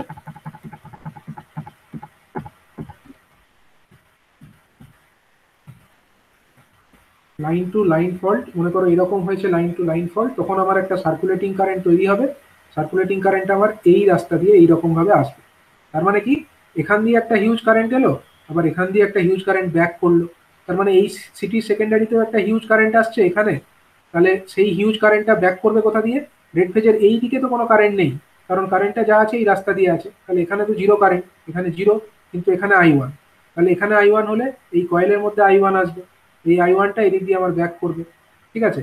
অন্যদিকে যদি আমরা দেখি ইয়েলো ফেজ, ইয়েলো ফেজের ক্ষেত্রে কি হচ্ছে না, ইয়েলো ফেজের মধ্যে এখানে একটা হিউজ কারেন্ট আছে, তার মানে আমার এখানে হিউজ কারেন্ট আছে, কিন্তু এখানে কোনো কারেন্ট নেই, এখানে জিরো, তার মানে এই ইয়েলো ফেজের যে এই কারেন্টটা, সাপোজ আমরা এটাকে আই1 মানে আই ওয়াই নাম দিই, তাহলে এই আই ওয়াইটা কোথা দিয়ে আসবে, এদিক দিয়ে আসবে, তার মানে এই রেড ফেজের coil as well as yellow ফেজের coil, both this coil will be energized, এবং তার জন্য কি হবে, এই কন্ট্যাক্টগুলো ক্লোজ হবে, এবং কন্ট্যাক্টগুলো ক্লোজ হয়ে ট্রিপ কয়েল যেটা আছে, ট্রিপ কয়েলে পাওয়ার চলে যাবে এবং ট্রিপ কয়েলটা তখন সার্কিট ব্রেকারকে ট্রিপ করাতে পারবে। তার মানে এইভাবে আমাদের মডিফাইড যে মানে বায়াস ডিফারেন্সিয়াল প্রোটেকশন রিলে, সেই বায়াস ডিফারেন্সিয়াল প্রোটেকশন ইউজ করে আমরা আমাদের যে ইকুইপমেন্ট, অর্থাৎ কিনা অল্টারনেটারের যে স্টেটার ওয়াইন্ডিং, অল্টারনেটারের স্টেটার ওয়াইন্ডিংটাকে আমরা ইন্টারনাল ফল্টের হাত থেকে রক্ষা করতে পারছি, কিন্তু এক্সটার্নাল ফল্টের হাত থেকে আমরা একে রক্ষা করতে চাইও না এবং করতেও পারছি না, ঠিক আছে। তো ইন্টারনাল ফল্টের জন্য এইভাবে আমরা বায়াস ডিফারেন্সিয়াল প্রোটেকশন ইউজ করে বা merge price based differential protection use করে সেটাকে প্রোটেক্ট করতে পারি, ঠিক আছে। এবং এখানে বায়াসিং এর মাত্রাটা কত রাখা হয়, 5 to 10%ই রাখা হয়, এবং এখানে কিন্তু আমরা টোটাল স্টেটার ওয়াইন্ডিং কে প্রোটেক্ট করতে পারি না, কেন পারি না, কারণ হচ্ছে আমরা অনলি 80% জেনারেলি প্রোটেক্ট করতে পারি। এই ব্যাপারটা কেন 80%ই কেন, কারণ দেখো আমরা যদি দেখি যে অল্টারনেটরের যে স্টেটার ওয়াইন্ডিং, আমি এখানে দেখাই আরেকবার,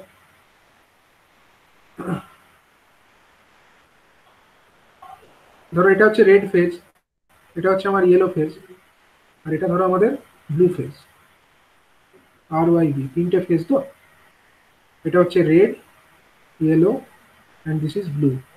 এখানে আমরা ইউজ করেছি কি নিউট্রাল, নিউট্রালে আমরা ডাইরেক্ট গ্রাউন্ড করি না, আমরা এখানে থ্রু একটা রেজিস্টার অলওয়েজ গ্রাউন্ড করি, ঠিক আছে। এবার মনে করে অল্টারনেটরে এগুলো তো স্টেটার ওয়াইন্ডিং, তাহলে অল্টারনেটরে যা ভোল্টেজ তৈরি হবে এই স্টেটার ওয়াইন্ডিং এর অ্যাক্রসেই আমরা পাবো। তো ধরো এখানে আমার 0 ভোল্ট আছে, এইখানে মনে করো 10 ভোল্ট আছে, এরকম চলতে চলতে আপ টু এই টোটালটার মধ্যে ধরো আমরা 200 ভোল্ট পাচ্ছি, কথার কথা 200 ভোল্ট হয়তো টোটাল টুকুর মধ্যে আমরা পাচ্ছি। তাহলে মনে করো যদি ফল্টটা আমার এই প্রান্তে হয়, এইখানটায় যদি একটা ফল্ট হয়, তখন আমার ফল্ট কারেন্টের মাত্রাটা কত হবে, এইখানটায় যদি শেষ প্রান্তে হয় তখন ফল্ট কারেন্ট কত হবে, টোটাল 200 ভোল্টটাই পাচ্ছি, ফল্ট কারেন্টের অ্যামাউন্টটা কত হবে বলো, 200/8। হ্যাঁ, আইএফ যেটা হবে তখন আমার সাপোজ এটাকে আমরা IF1 নাম দিচ্ছি, এটাকে IF1 will be nearly equal to how much 200 divided by আমার দুটো রেজিস্টার আছে, একটা হচ্ছে ওয়াইন্ডিং এর রেজিস্ট্যান্স প্লাস হচ্ছে নিউট্রাল গ্রাউন্ডের রেজিস্ট্যান্স। তো ওয়াইন্ডিং এর রেজিস্ট্যান্সটা এই নিউট্রাল গ্রাউন্ডিং রেজিস্ট্যান্সের কম্প্যারিজনে নেগলিজিবল। তো আমরা এখানে নিউট্রাল গ্রাউন্ডিং রেজিস্ট্যান্স অর্থাৎ এই আরটাকেই কনসিডার করলাম 200/R। এটা একটা হিউজ কারেন্ট, এর জন্য যথেষ্ট অ্যামাউন্ট অফ ফল্ট কারেন্ট আমার ফ্লো করবে এবং সেটা এই কয়েলগুলোকে যদি পৌঁছায় কয়েলগুলো যথেষ্ট পরিমাণে এনার্জাইজড হতে পারবে। ঠিক আছে, কিন্তু যদি এরকম হয় ফল্টটা আমার এই শুরুর দিকে হয়ে গেল, শুরুর দিকে মানে মনে করো এইখানে হয়ে গেল 10 ভোল্ট যেখানে হয়েছে সেখানেই আমার ফল্ট হয়ে গেল, তখন আমার ফল্ট কারেন্টের মাত্রাটা কত? এইটুকু অংশে যদি ফল্ট কারেন্ট হয় তখন আমার ফল্ট কারেন্টের মাত্রাটা হয়ে যাবে সাপোজ আমি 10/R অনলি।